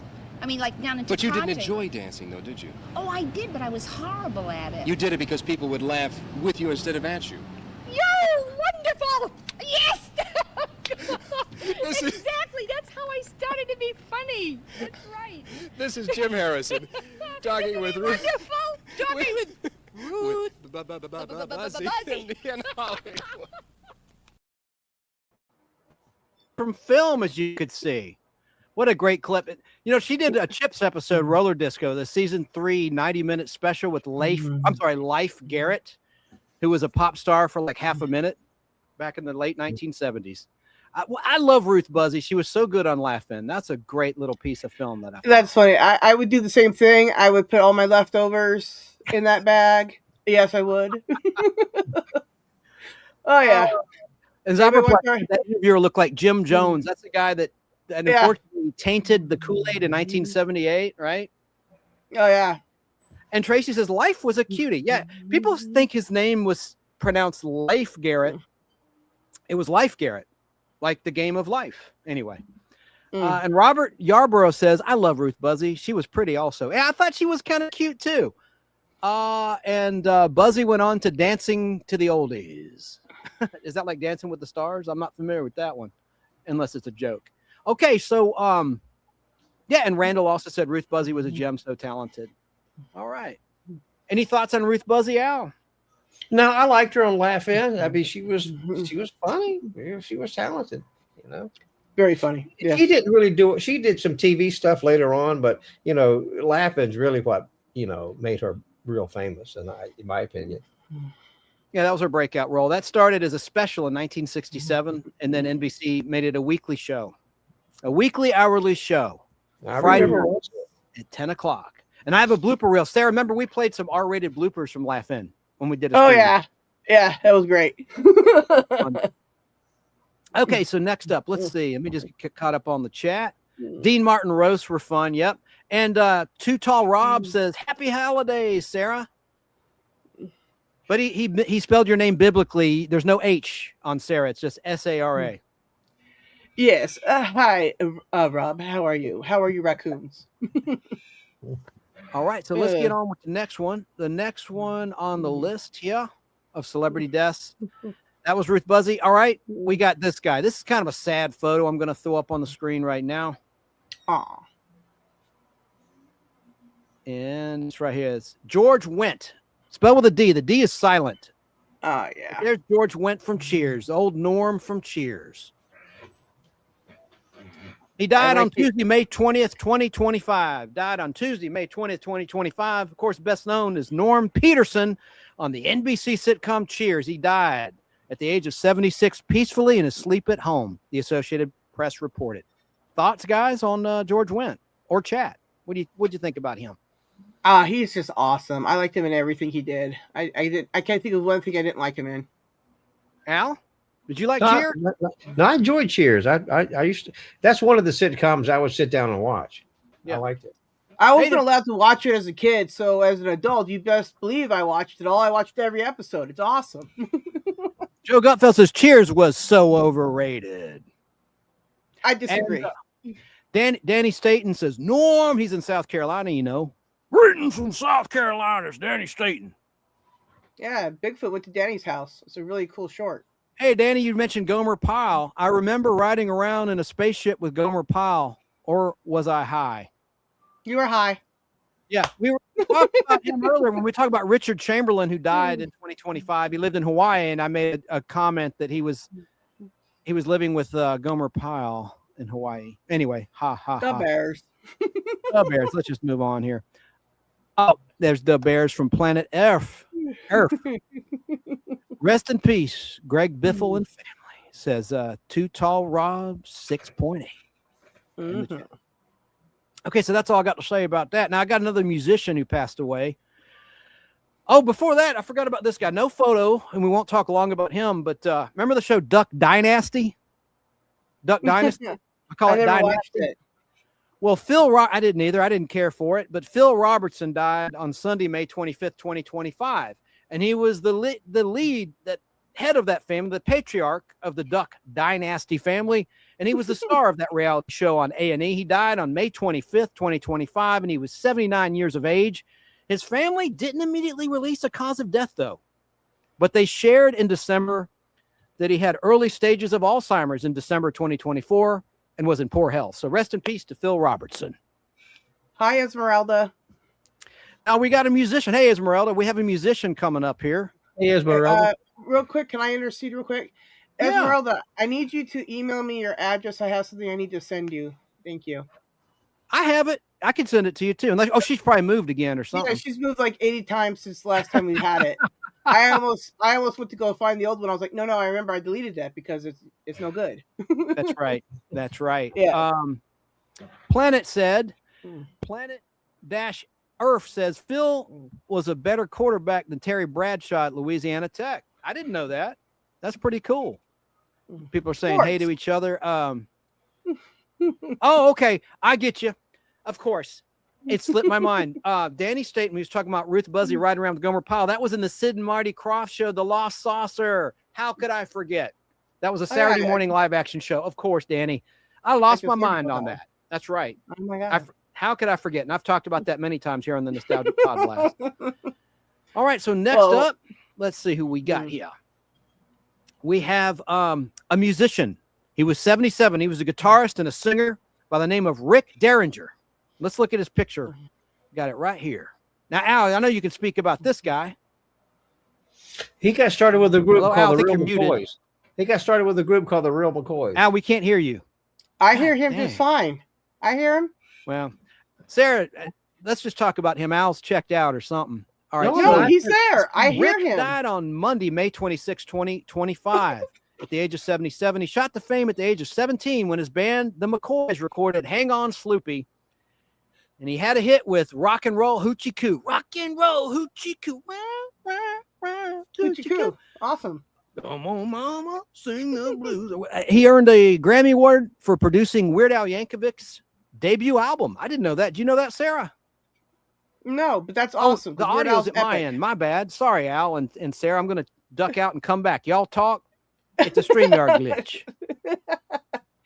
No, he got started with the Real McCoys. He had a song back in the 60s called Hang On Sloopy. Yeah, that's a good song. Hang on. Mhm, Sorry. yeah. Anyways, also I'll stop that. We don't. This isn't karaoke. I'll stop that. Oops, sorry. Thank you, Esmeralda.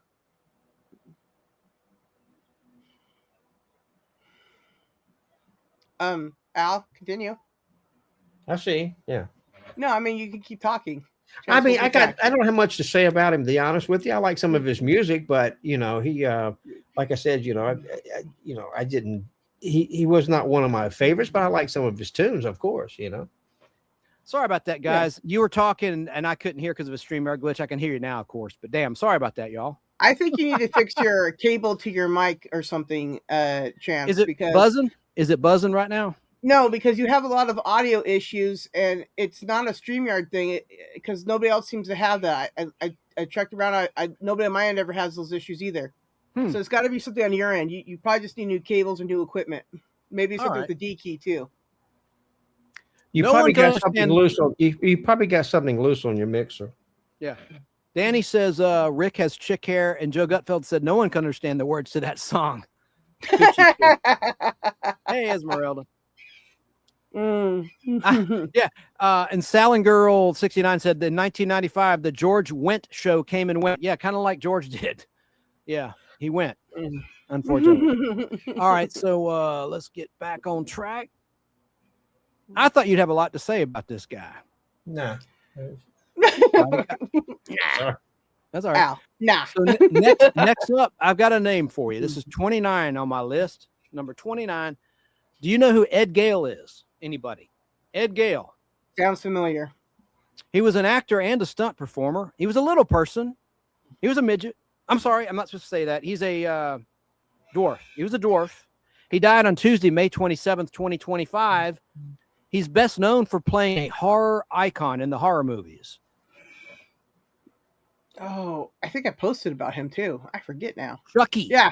Yes. Chucky. Yeah. He died, sadly. But yeah, he was a stunt performer. He played Chucky in some of the Child's Play films, and he died at the age of 61. A source told TMZ that he died in hospice care in Los Angeles on May 27th, 2025, which was at 61. What in the hell happened? Little people die pretty young, unfortunately. It's something to do with their internal organs, but I'm not a doctor. But Ed Gale's other roles include the cult classic films Howard the Duck by George Lucas from 1986 and Chopper Chicks in Zombie Town. I love Howard the Duck. That's great. That's so great. It gets Fantastic trashed, doesn't it? It gets I trashed a don't- lot. I don't know. I truly enjoyed that movie when I watched it. It was interesting. I mean, I don't really know how he and her, but anyways, never mind about the biology of that. But I just got to say that was really a fun movie. I really enjoyed it. Yeah, I did too. Mm-hmm.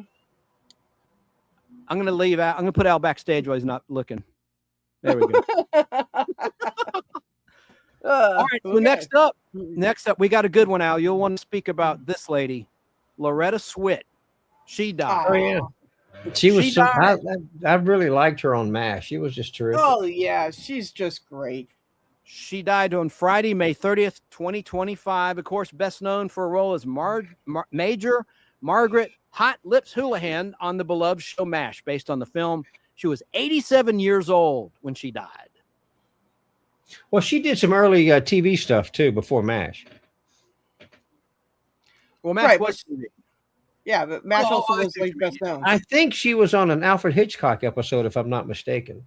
Oh, sure. Yeah. Yeah.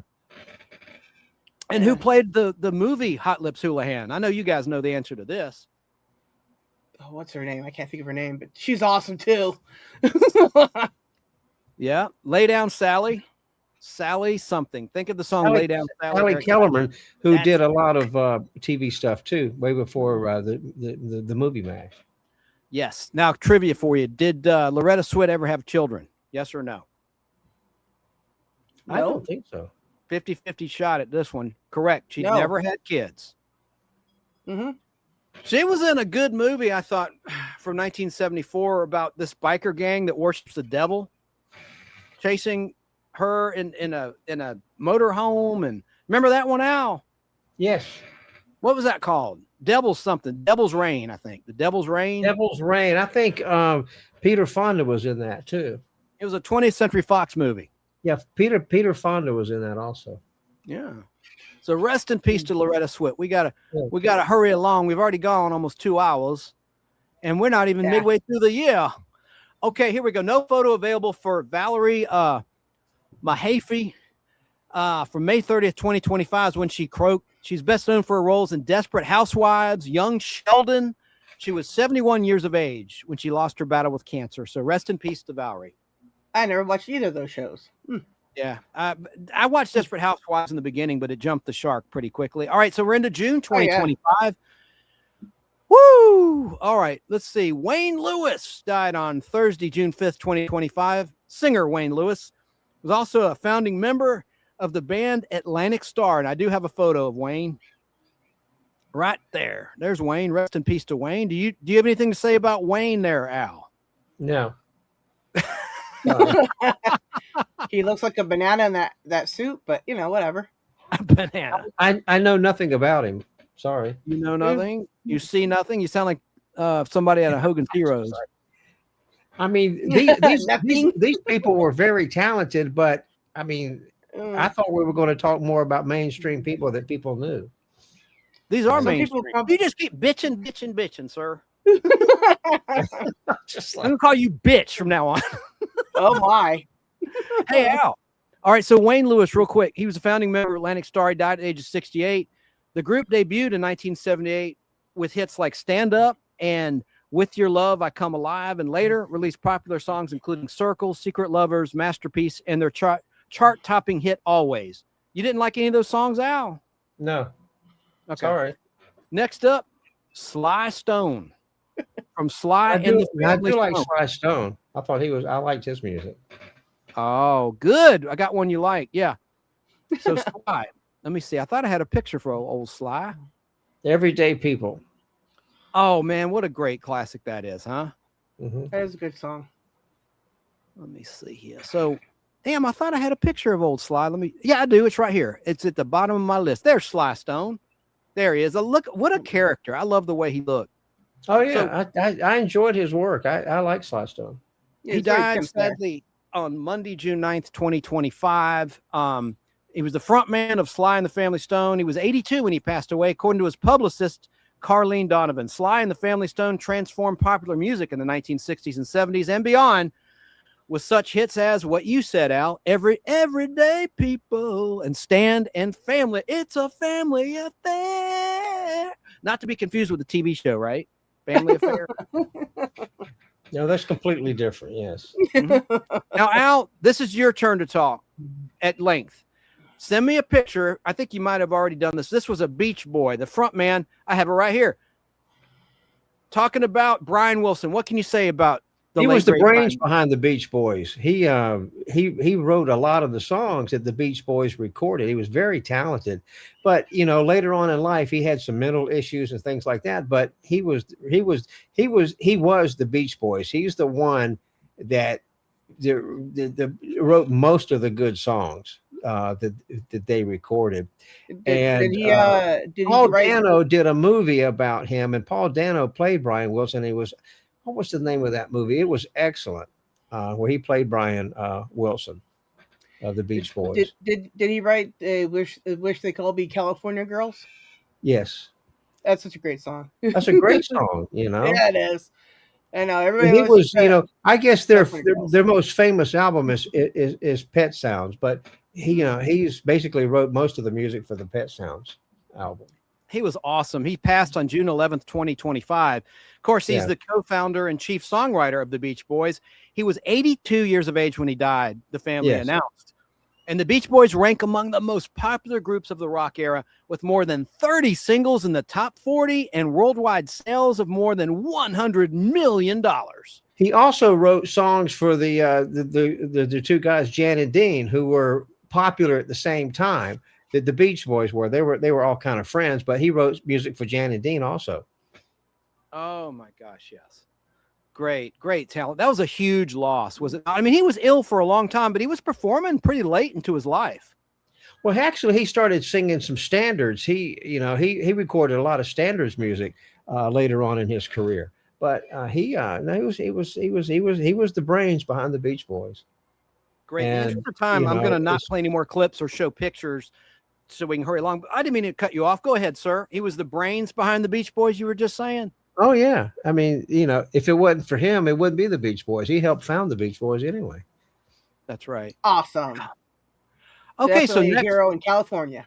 and we don't want to he's a major star. I'm trying to give equal time to all these people because there's some people that are not so well known, but I tried to pick people that at least people have heard of these folks, because I did edit, Al, believe it or not, some of the names off. But let's go on with Ann Burrell. Ann Burrell. Let me take Mr. Wilson's photo off. Mr. Wilson,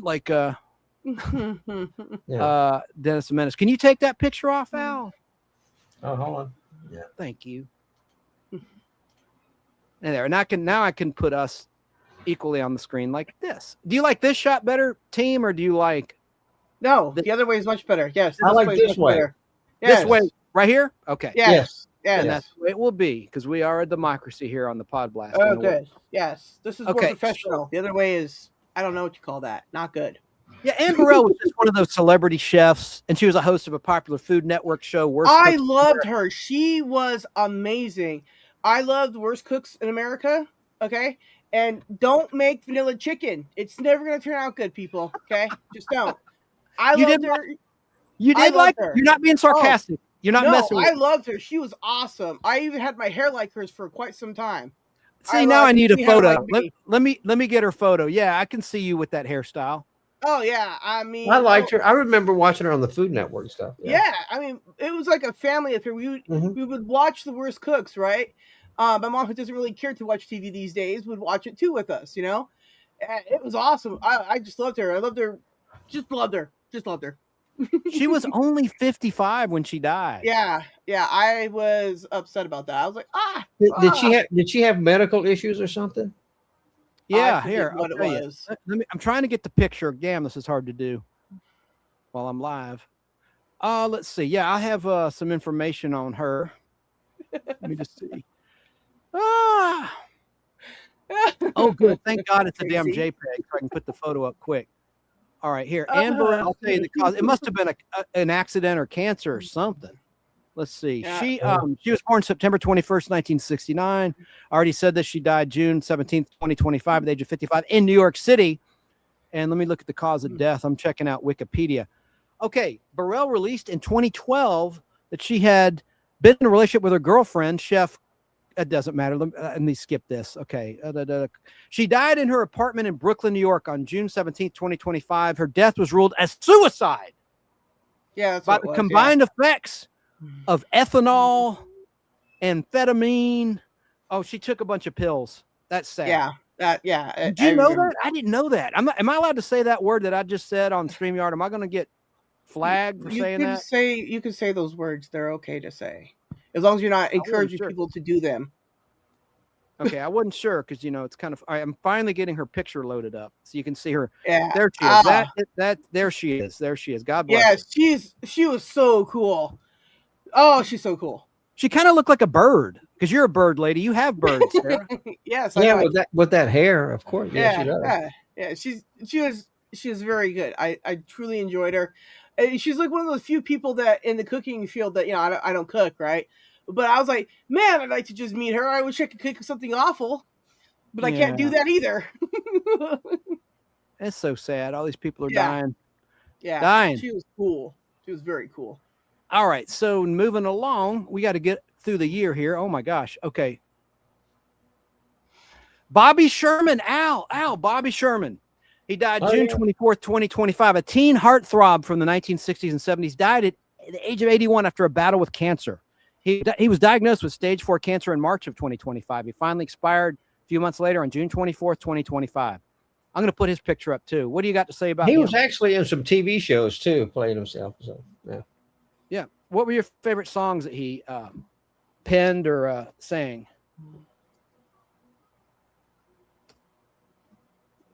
Hello? I'm here. Did you have any favorite songs?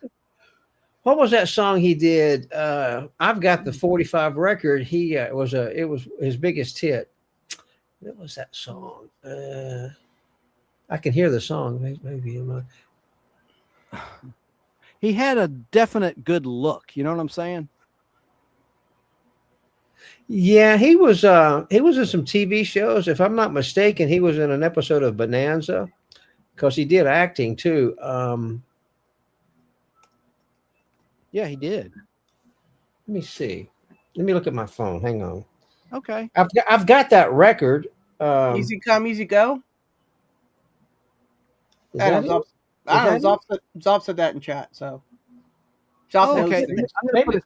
Maybe that is it. Yeah, maybe that is it. You're right. He did a lot of TV. I think he wound up on Adam 12 and those kind of shows. He did a ton of TV shows. Here's his I think he was more popular on television than he was just a singing career. Yeah, if anyone that's watching, I have his image on the screen. He had kind of a Keith Partridge type haircut. Well, he had that hair from the 70s, you know. Yeah. It looks like a helmet. I don't know what to tell you. It does. Yeah. Here Come the Brides he was in, yes. Oh yeah, Here Come the Brides. I hated that show. I didn't watch it. Just the title itself said, "Don't watch this," and I basically said, "Yeah, makes sense. Stay away from that."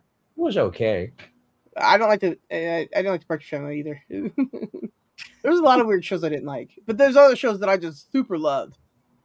The helmet hairdo. Yeah. All right. Yeah. Well, let me hurry along. Okay. There we are. Okay, so let's just try to cruise along here because there's quite a few left that we've got to talk about. Yeah, that was a bad one. How about Bill Moyers, the news guy? He was a former White House press secretary turned TV journalist. He died at the age of 91 on June 26, 2025. That's all I got to say about that. Richard Hurst, June 27, 2025, best known for his character as Deputy Cletus Hogg on The Dukes of Hazzard. He was 79 years of age when he died. Remember him, Al? Yes. Good character actor. Michael Madsen, we talked about this in the pre-show, Al. Michael Madsen, who was in a lot of Quentin Tarantino's early movies, he died on July 3rd, 2025. Yeah. He was in Reservoir Dogs, Kill Bill, Hateful Eight. He died in his Malibu home at the age of 67, and he died from cardiac arrest. His representatives told Fox News Digital. Yeah, Hateful Eight was released 10 years ago, and it's actually playing in some theaters now. Yeah. Yeah. Another loss, Connie Francis. Oh, my gosh. Oh, she died great. Connie Francis died July 17th, 2025.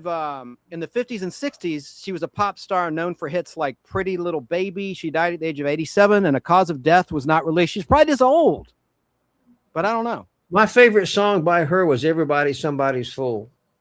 Oh, yeah. She recorded on the MGM record label. I like Connie Francis. We have a Gen Xer to talk about who died, who meant a lot to a lot of people, including me. Malcolm Jamal Warner. Oh, yeah. Theo from The Cosby Show. He died on July 21st, 2025. Man, he was Theo Huxtable on The Cosby Show. He was only 54 years of age when he died in an accidental drowning in Costa Rica, according to local Yeah. authorities. Yeah. That was pretty sad because he's just on vacation and he's just died. It's terrible. It's so sad. I know. Now, I was rushed to. I don't have a photo. Y'all are going to hate me. Ozzy Osbourne. All aboard! Sorry about your ears there. Yeah, it is Crazy Train here. Ozzy Osbourne died July 22nd, 2025. Oh my God. He had a number of ailments, including Parkinson's disease, which was revealed back Well, in he abused drugs and all, but it's funny. I like his wife better than I like him. I mean, I wasn't a big fan of Ozzy Osbourne. I think he had a lot of talent, but I liked his wife. I thought she was on some talk shows. I really liked her. Tracy loved Ozzy, as did I. Oh, I like them both. I don't care much for their kids, but they were okay. Yeah, I just burped in the microphone. Apologize, folks, if you could hear that. Okay. Let me see. So moving along, I'm going to try to. Hey, thank you for that. Teflon Don 40 said, "I shared it or shared. I shared." Thank you for that. Okay. All right. So let me get back to my list here. Oh, Chuck Mangione. Yes. Feels so good, Yeah. Feels so good. talented jazz. He was a great jazz guy. That instrumental had a revival on King of the Hill. Yeah, that's a great song.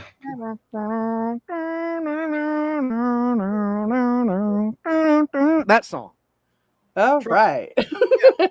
He's a two-time Grammy Award-winning musician. He achieved international success in 1977 with his jazz-flavored single that Al just mentioned. Say it, Al. Feels so good. Feels so good. Yeah. And he later became the voice actor on King of the Hill. He was 84 years of age when he expired on July 22nd, 2025. Wow. Ow, I bit my tongue. Got another one. I should have a photo. Didn't have time. Hulk Hogan. Big well, we all know what he looks like. He's right behind you, as a matter of fact. Let me do it. He's right behind you. Like when people in horror movies in the theater, look out! He's right behind you. They talk to the screen. Anyway.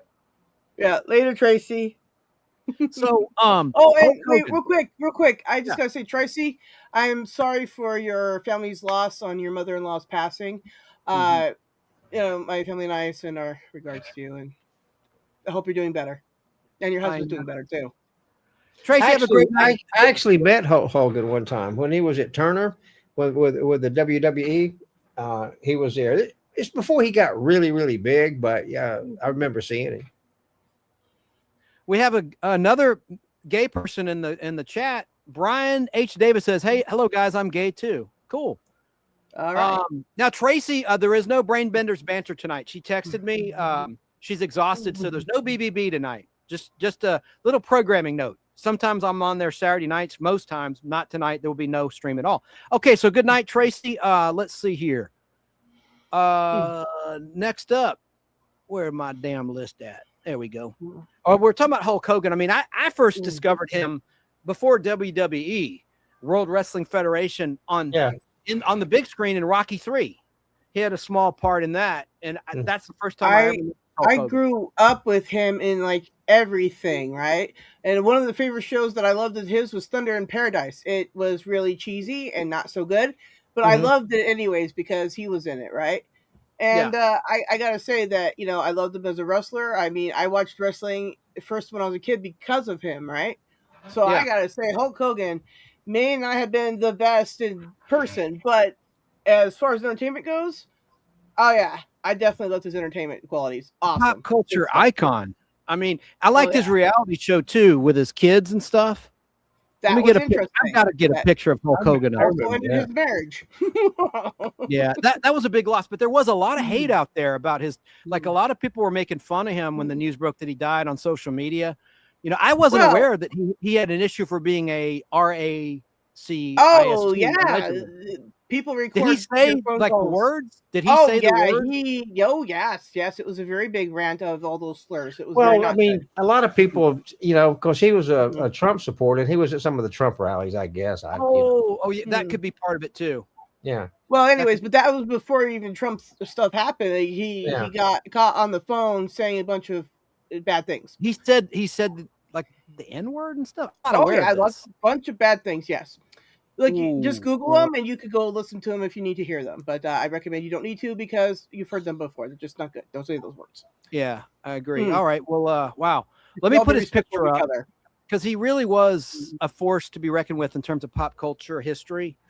And there's a photo of him just for the fans out there that liked Hulk Hogan. That was a big loss in pop culture history. Yeah. And real quick, let me just, did I read everything about the Hulkster? I think I did.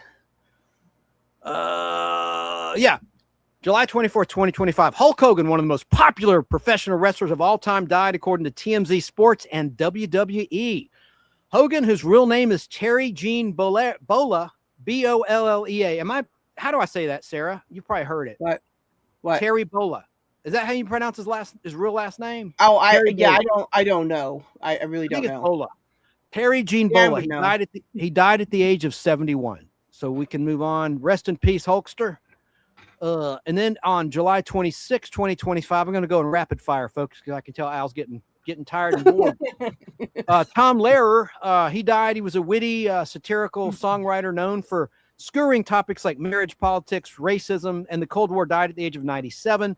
He eventually left his musical career behind to resume teaching mathematics at Harvard and other universities. Ryan Sandberg, sports guy. Here's a sports legend. On July 28, 2025, Ryan Sandberg died, a Chicago Cubs legend. Now, Tracy would be a big fan of him. Tracy's left for the night, but Tracy, who was in the chat, she originally grew up in Chicago. Now she's in Florida. But she was a big fan of Ryan Sandberg and the Chicago Cubs. That's her baseball team. He'd been battling cancer. He died at the age of 65, the Chicago Cubs club announced. And Ryan Sandberg announced last year he had prostate cancer. Yeah. Okay. And then rest in peace to Kelly Mack, actress who played Addie in season 9 of The Walking Dead. She died at the age of 33 of an aggressive tumor that attacked her central nervous system. Lonnie Anderson. Oh my God. I got to get a photo of Lonnie, the big buxom star of WKRP in Cincinnati, and Burt Reynolds' ex-wife, one of his ex-wives, died on August 3rd, 2025. She died just days before her 80th birthday. Thoughts on Lonnie Anderson, folks? Was she in the series Evening Shade too? No, Burt was. Mary Lou Henner played Burt's character's wife. Okay. Yeah. And Mary Lou Henner had a photographic memory, by the way, for those who don't know. Let me find a good picture of Lonnie Anderson. I didn't have time to do that. But now, Al, tell us about WKRP in Cincinnati. I know it's one of your favorite TV shows. Well, actually, it was not one of my favorite TV shows. I know you hated it. What drove me crazy is the control room looked nothing like a radio control room should look. I mean, the control console looked like a big toy. Well, it was a TV show. It's a movie set, Al. So have a little bit. I know, but they could have. I don't know. I did watch some episodes. I didn't watch them all, but they were. I mean, it just wasn't one of my favorite sitcoms. It wasn't laugh out loud funny. It really wasn't. No, in my opinion, I did not dislike the show, but it's kind of overrated. But if you like radio, I thought it was way overrated. And then the turkey thing is just overrated. Like I said, I thought turkeys could fly. Whatever. I'm sorry. There's Lottie. There's Lottie Anderson. In better days, of course, when she was like alive. Yeah, she looks very much not dead there. Yeah, good. Yeah, she's not dead in that picture at all. What's that thing around her neck? She's probably hiding veins like I've got in my neck. It's probably covering up nasty veins. Women always wear stuff around their neck to hide the wrinkles and stuff. I don't have a wrinkled neck. I don't wear shizzle around my neck. What do you mean? Well, I mean, a lot of women do. Like, Jane Fonda, she's all up in age and she wears stuff around her neck and blah, blah, blah.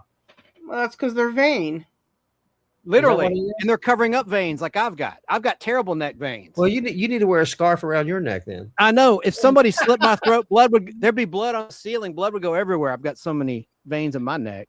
Okay, let's move along. Oh, It's been, okay. you know. Damn, I was trying to find something. Yeah, hang on. All right. Let's move along. Let's move along. Well, we've gone 2 hours and 19 minutes. Okay, yeah, you're right. I'm gonna do this in rapid fire. I promise. As I stall, I'm just trying to get a picture. And I had all going this here. stuff to put out and show, but you were getting here where I'm not going to show anything. Oh damn. Okay. Oh, that's right. Let me go. Yeah, I do want to see. He did pull some really cool collectibles. You just need to, to speed it up a little bit. Okay, sir. You're right. All right, here we go. So I'm going to do that right now. I agree. I'm not trying to be boss or anything, but No, but you're right. So that's Lonnie Anderson. Is her picture still up? I can't see the screen. Let me take her picture off. Yes.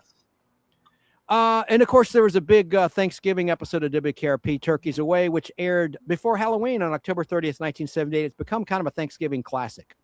All right. Oh, but Al, real quick, what was the WKRP in Cincinnati show based on? It was a real radio station right here in Atlanta, Georgia area, right? WQXI. Thank you, Quixie. Yeah. Let me move on.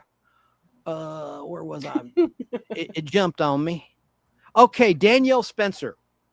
I love Danielle Spencer. I got a clip of her. You know who Danielle Spencer was, Al? I got a 2-second clip. This is literally 2 seconds long, so don't give me grief. No. Ready for this? He's like, "Oh, I'll believe that, you liar. You always say a clip's gonna." He just kicked himself out of studio. No, what happened? Even when Joe I switched, Joe Gutfield said speed it up. All right, yeah. No. What happens is when I switch from my media from film from still pictures to video, it kicks someone out of the studio, and it just happened. Yeah. That's a new feature on StreamYard. You're correct. I know. Sturkey and I switch brands. Somebody gets kicked, or sometimes all of us. I'm herky jerky too. I got to change my camera. Al, who is Danielle Spencer? Well, do you know who she is, Sarah? Here she is. 12-second clip.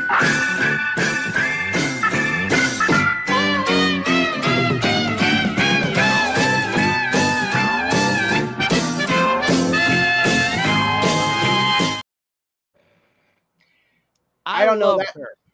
I I don't know that loved her in What's Happening. She was I never so watched that. I know it's before your time. Well, I'd never watched the show, so I don't know. Well, she was a child I never actor. watched it. It was great. It lasted 3 seasons, but she was a child star known for ABC's What's Happening. She was only 60 years old when she died, and she was a veterinarian. After she left acting, she took care of little animals. Well, that's she a was good very thing. smart, very nice, Yeah. very sweet. And that's really good. the news broke on Instagram of her passing from her former co-star Haywood Nelson, who played Dwayne in What's Happening and in What's Happening Now. Danielle also acted in the 1985 to 87 revival. I think it was 87, 88 maybe. What's Happening Now in syndication on TV. Yeah, she had a battle with cancer. Okay, so moving along, August 23rd, 2025. Rest in peace to Jerry Adler. He's an actor. He died at the age of 96. His career started in theater, and he worked on more than 50 Broadway productions. He later transitioned to acting in the 1960s, gaining fame for roles on The Sopranos and The Good Wife. Okay, rest in peace. Giorgio Armani, the clothing designer, for the gay people in the chat, primarily, known for his style and elegance. He died at the age of 91 on September 4th, 2025. Okay, September 5th, 2025. Catherine, the Duchess of Kent, died at the age of 92. Let's move along. That's Queen Elizabeth II's cousin. Oh, God, got to talk about Polly Holiday Flo. Kiss my grits on Alice, the TV show. Right, Al? Yeah, that was sad. Al? I know her. I know who you're talking about. And she was in Gremlins. I know. The original Gremlins movie. She was in Flo, the spinoff of Alice. Yeah. She died at the age of 88. Talked about her in full. She was one of my favorite character actors. I remember she was funny. I liked her. She was, and she's from Alabama, and she's a lesbian. Just saying. All right, so moving along. Okay. Well, we know about the shooting death of Charlie Kirk. That's all I got to say about that. On September 10th, 2025. Let's move along.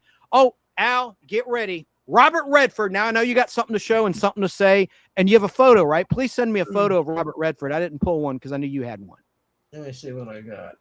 You may not have one. I think While I you're do. doing that, I'll just tell you about Robert Redford. We're really hustling along here. We're already into mid-September.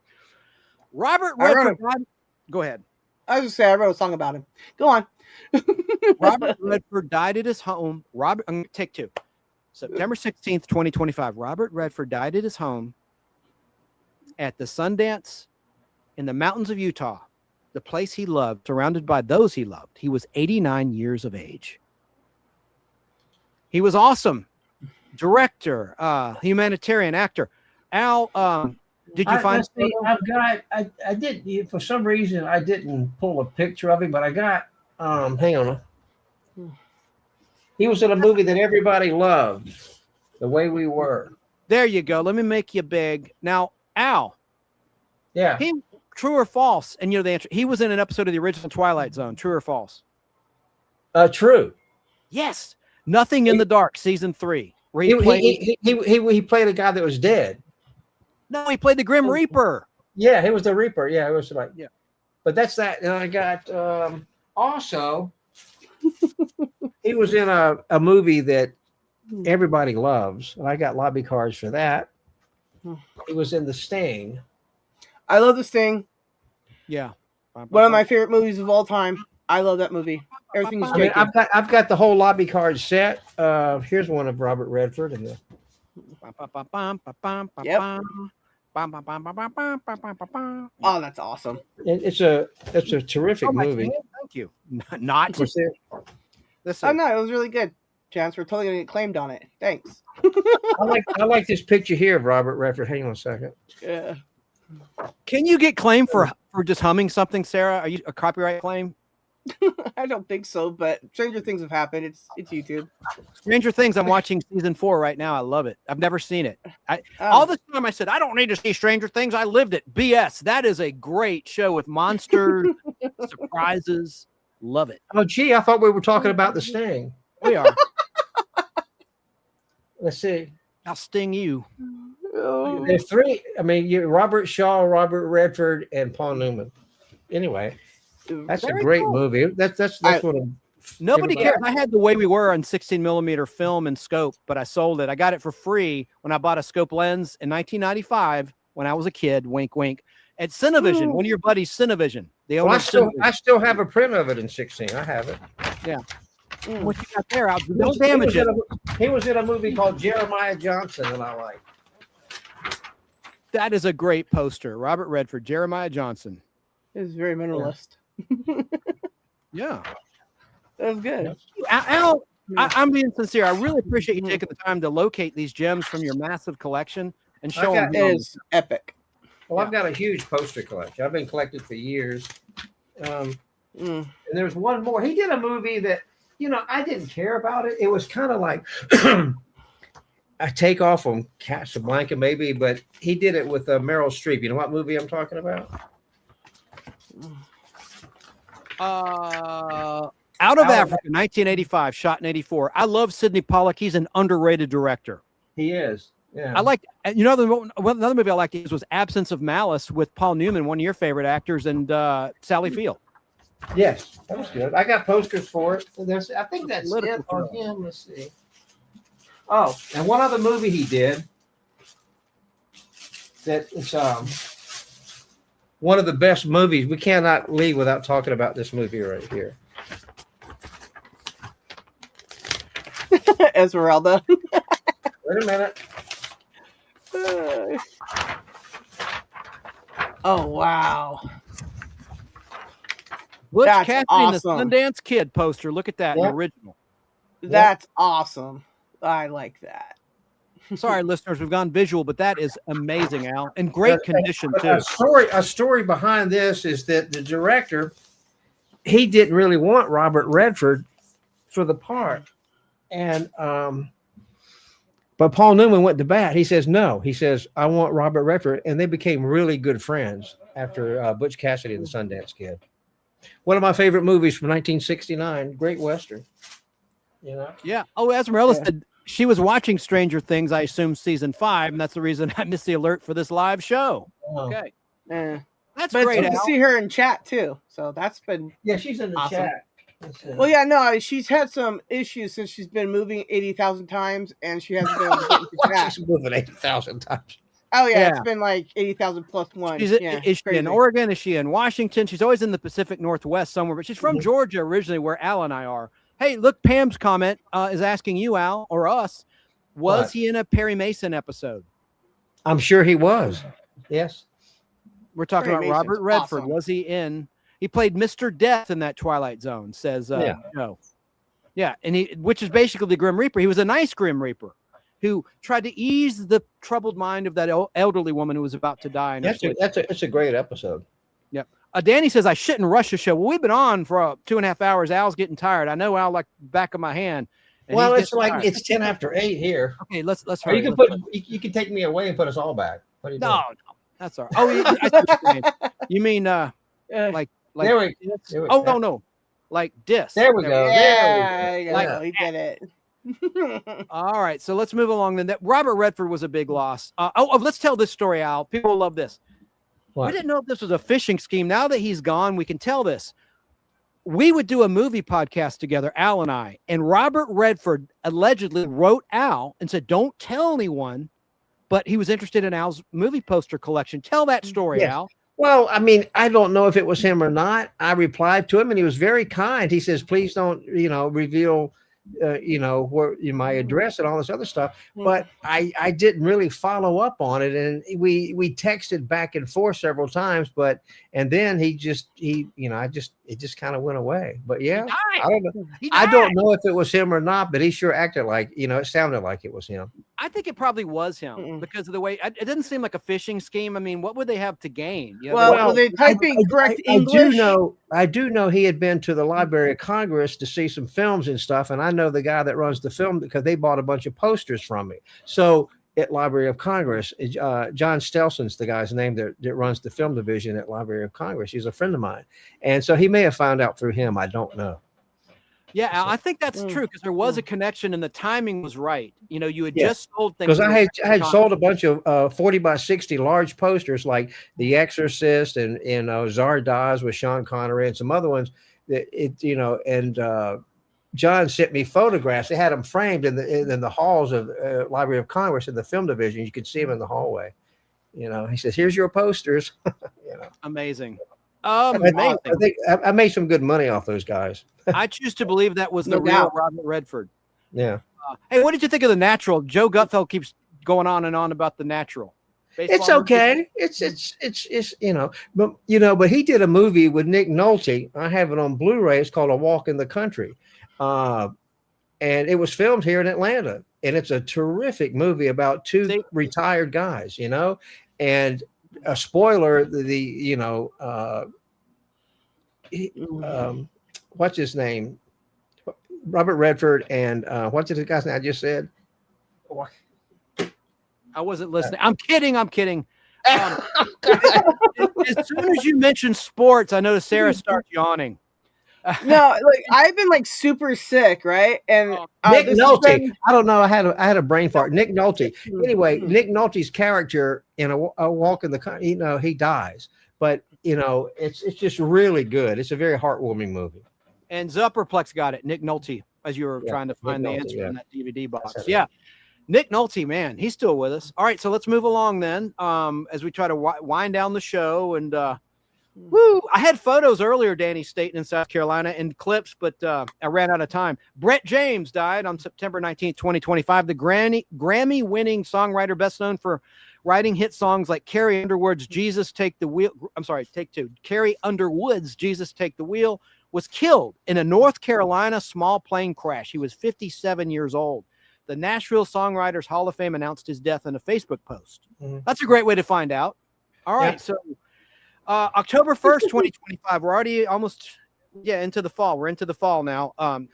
Jane Goodall, the famed conservationist known for her expertise on chimpanzees and her globe-spanning advocacy of environmental causes, died in California while on a speaking tour across the U.S. She was 91.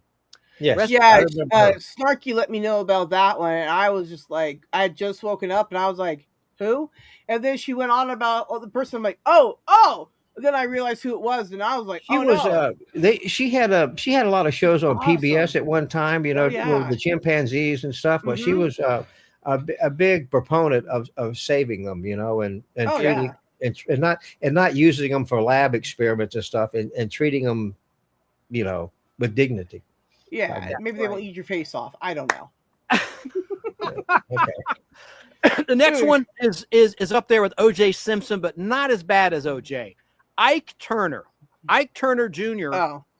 No, junior, not senior.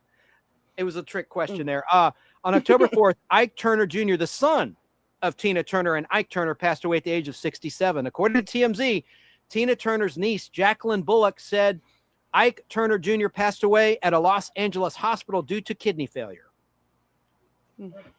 Okay, so we can move on from there. We are at Al. Get your props ready. We got one of yours on your list.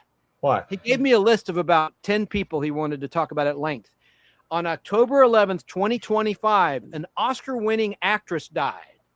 A star, Diane Keaton. Annie Hall. There you go. Take it away, Al. What do you have to say about Diane Keaton, or what do you have to show? Do you want me to talk while you grab something? I mean, a prop? I've got a, where did I put it? All right, while you're doing that, I'll just quickly, it's just one paragraph. October 11th, 2025, Diane Keaton, the Oscar-winning star of Annie Hall, The Godfather, and Father of the Bride, whose quirky, vibrant manner and depth made her one of the most singular actors of a generation, died. She was 79. Also, I remember her from Mr. Goodbar with Richard Gere's first breakthrough role. Right? Wow, Richard Gere. I haven't thought about him in This is forever. from Rex. I've got some pictures. Let me see here. I've got. Are you holding something up for the camera? Yeah, wait a minute. I'll hold. There's a picture of her. I like this picture. You can show. Right here. There we go. Yeah. That's a good one. A more recent one. And I agree with Bob Gutfeld. Joe Gutfeld. I keep saying Bob because he says Bobcat. It's YouTube. It confuses me every time. And then there's a picture of her and Woody Allen. They were a love interest after they did, the first movie together, Play It Again, Sam. Nice. I agree with Joe. He says Annie Hall should not have won the Oscar for Best Picture in 1977. Star Wars should have won. I agree. It was groundbreaking. Esmeralda says great actress about Diane Keaton. Oh, hang on, Al. Yeah. Let me hear. She was good. There you go. There's What you the holding up DVD. there, Al Hardy, for the listeners? Play it again, Sam. Yeah, That's a Woody Allen great movie. It's a great movie. It With really Diane. is. Dude, I want to see What's Up Tiger Lily. Ugh. I don't think I have another picture. Let me see. I'll take that one away. Let's see. Oh, shit. Oh, shucks. There we go. Family show. Yes. Yes. Yeah, that's it. But yeah, I like Diane Keaton. She did another movie with Woody Allen that I like called Interiors. It was a very depressing movie, but it's good. Rest in peace to Diane Keaton. Okay, so But Play It Again, Sam is where they hit it off, and then they dated. They were a couple for a while. Thank you for that picture. On October 14, 2025, D'Angelo died. It was an R&B icon, real name Michael Archer, died from pancreatic cancer. He won 4 Grammy Awards, including Best R&B Album for Voodoo in 2001, Black Messiah in 2016, as well as the Best R&B Song for Really Love, and Best Male R&B Vocal Performance for Untitled. How does it feel? Okay, so moving on. So rest in peace to D'Angelo. Oh my God, this is a big one. Ace Frehley of Kiss. I got to get a picture. Oh, yeah. Sarah, take it away. What do you have to say about Kiss? Because I know, Al, do you have much to add about Kiss? Well, at the Kennedy Center honors last week, they were honored, and the three remaining were there, and Peter Criss, Gene Simmons, yeah, and Ace Frehley, they did a tribute to him, was kind of cool, but it was really, really good. Let me And, Garth Brooks came out and sang the song "Shout It Out Loud." They're kind of like theme Garth song. Brooks. Oh boy. And it was really good. And what was the drummer's name? He was there. He wrote the song. He wrote the song Beth, and they had a performer sing Beth, and then he was up there in the stands up there where Trump was at and everything. Anyway, he started crying. It was just really kind of sad, but he wrote that song. He was the drummer for Kiss. Wow. Wow. Let me pull a picture up of Ace Frehley, and I'll tell you just a little bit about Ace. Damn it. It keeps doing this to me. I swear. Let me just check my audio levels. This is so hard to do sometimes when I'm not prepared. I was prepared, and then I ran out of time. I had all week, but it was Christmas week. so I have an excuse. Producer would be pissed at me. Producer's in New York City, Natalie. All right, so she's about to be further away than that, but she'll be back. Okay, there's Ace. There's Ace Frehley, classic album cover. Let me fix the camera shot. All right. There it is. No, it's not. Some bitch. There we go. Some bitch. I'm not experienced like Sarah with StreamYard. I've only been doing it for 3 years. Well, I mean, I made sure I learned everything I could about StreamYard. I mean, I helped you last night, so it's fine. Oh, you got some more pictures now. Let's see. Your check. One's coming up. I got you. Okay, let me move along past Ace. I was going to say about Ace Frehley. October 16th, 2025. Rock and Roll Hall of Famer and lead guitarist for Kiss, Ace Frehley died after suffering a fall in a studio. That's the sad part when it's an accident like that, whether it's a car crash or a plane crash or a fall. That's the saddest, right? His hits included Rock and Roll All Night, of course, Detroit Rock City, which is the flip side of Beth as a 45. I had it as a kid. Love that. I love both those songs. He was known for his intense stage shows, which included fireworks, smoke, and eruptions of fake blood, performing with his bandmates in Kiss in the black and white painted face and silver face, platform boots, and black wigs. Okay, next up, rest in peace to Sam Rivers. He was the bassist for Limp Bizkit, whose deep, groove-driven sound helped define the band's metal era. He died at the age of 48. The group announced in an emotional tribute on Instagram. The band called him Pure Magic and Pulse beneath every song. Okay. Oh, Al. Yes. I got another one for you. Oh, I wish I have a picture. I should have pulled up a picture of this lady, too. Who? I'm going to hum some music. And I should have had an underlay of music throughout the whole show, but I didn't. Damn it. Hold on a second. Well, all right. I'm going to hum some music. Well, okay. Well, just tell me.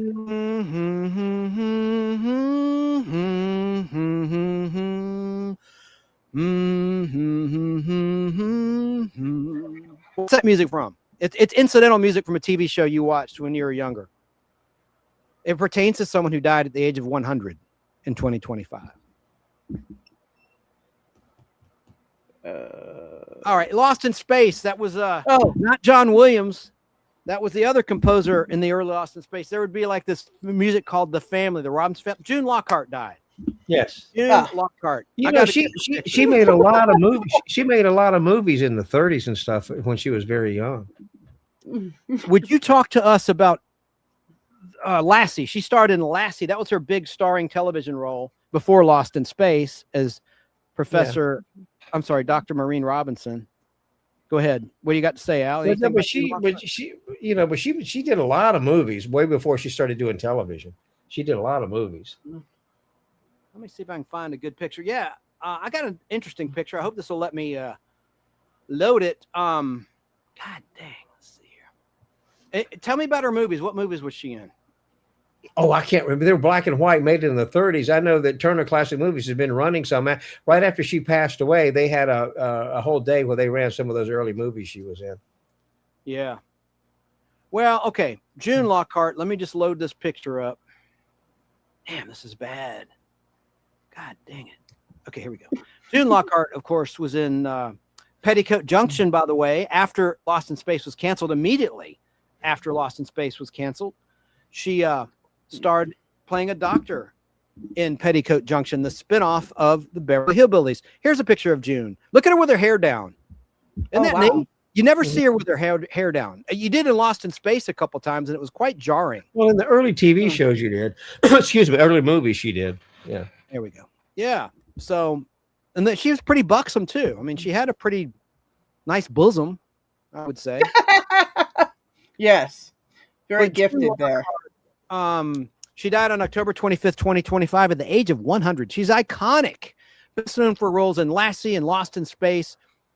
And a family spokesperson said Lockhart died of natural causes in her Santa Monica home in California with her daughter, June Elizabeth, and her granddaughter, Christiana, by her side. But no Anne Lockhart. Anne Lockhart starred in Battlestar Galactica midway through its sole real season, 1978-1979 on ABC TV. Wow, that was tough. But you made it to 100, so that's always a good thing. Yeah, Zoper. It was probably mostly the '40s movies, but yeah, she was quite good. The rumor is she was blind in her the last years of her life, which is sad, of course. But rest in peace, June Lockhart. There we go. I finally got it right, and the image is there. All right. So next up, and I know Al, you've got some goodies coming up here. Let me try to wrap the show. We're trying to hurry along. Let's see. Jack DeJohnette, jazz drummer renowned for his collaboration with Miles Davis on the groundbreaking 1970 Fusion album, and his work alongside Keith Jarrett and numerous other jazz legends, died at the age of 83. He's a drummer, died in Kingston, New York, of congestive heart failure, surrounded by his wife, family, close friends, and his assistant. Okay, so, or his assistant told the AP. All right, do you know this one, Donna Jean Goda McKay? No. She was the only female vocalist from the Grateful Dead. She died on November 2nd, 2025, at the age of 78 after a long battle with cancer. But she was not the only sole female singer for the Grateful Dead, but she also sang, not only was she the sole female singer for the Grateful Dead, but she also sang backup vocals for other wildly popular artists such as Elvis Presley and Cher. Wow, Cher. You don't like Cher, do you? No, it's not that. It's just she's okay. Look, I mean, do you believe in life after love? I mean, come on, that's hilarious. Like, it's just... Got another one for you that has to do with the Alice television show and the movie. We talked about Polly Holiday, who played Flo on the television version of Alice. Kiss my grits. Diane Ladd played Flo in the movie Alice Doesn't Live Here Anymore, which the TV show was based upon. And it was directed by Mr. Martin Scorsese. But Diane Ladd was once married to Bruce Dern, and she's the mother of who, Al? Laura Dern. That's right, Laura Dern. And Diane Ladd died on November 3rd, 2025. She was a 3-time Academy Award nominee. Whose roles ranged from the brash waitress in Alice Doesn't Live Here Anymore, I just said that, to the protective mother in Wild at Heart. And she died at the age of 89. And Ladd's death was announced by her daughter, Laura Dern, who issued a statement saying her mother and occasional co-star had died at her home in Ojai, California, with Laura Dern at her side. Dern, who called Ladd her amazing hero and profound gift of a mother, did not immediately cite a cause of death. Okay. That's terrible. This guy I did not care for, Dick Cheney, former vice president. He died on November 4th, 2025. The movie was really good. Did you see the movie, Cheney, Al and Sarah? I didn't see that. I heard it was really good. Well, no, I mean, I don't like the guy, so I wouldn't go out of my way to go see a thing about him. I didn't care for Cheney at all. I didn't know. Who played Dick Cheney? I don't know. Oh. Christian Bale, wasn't it? Yes. He put on a lot of weight for that. Yeah, and Dick Cheney shot his friend in the face in a I mean, Christian Bale, you know, he's a method actor. He really, gets into his roles. Dick Cheney really lived up to his first name, in my opinion. He was a dick. It's like he is a hunting accident. How did you mistake your friend's face? I'll never understand that. Look, I've never mistakenly ever like hit my friend in the face or anything. I've known this their face the whole time. It's crazy. So Dick Cheney, I did not really think much of him. He was 84 years of age when he died on November 4th, 2025. All right, so Jimmy Cliff, he died November 24th, 2025. He was the trailblazing Jamaican singer who helped popularize reggae. He died after having a 60-year career. He was 81 years of age when he died. Jimmy Cliff. November 29th, 2025, a 26-year-old rapper, Poor Stacy, died. The entertainer was known for combining various musical genres like emo rap, punk rock, and punk rap. He was also featured on the Grammy-nominated soundtrack for Bill and Ted Face the Music in 2020. Rest in peace. Oh, cool. Another one, Kerry Tagawa, well known for his roles in Mortal Kombat and the TV series The Man in the High Castle, died at the age of 75. That guy's awesome. Yeah. Raul Milo died on December 9th, 2025. He's the frontman of the Grammy-winning band The Mavericks. He died at the age of 60. Loved ones praised his musical legacy and passion, calling him a force of human nature. Malo had openly documented a battle with colon cancer and another disease which forced tour cancellations as he sought treatment. Rest in peace, Raul. All right.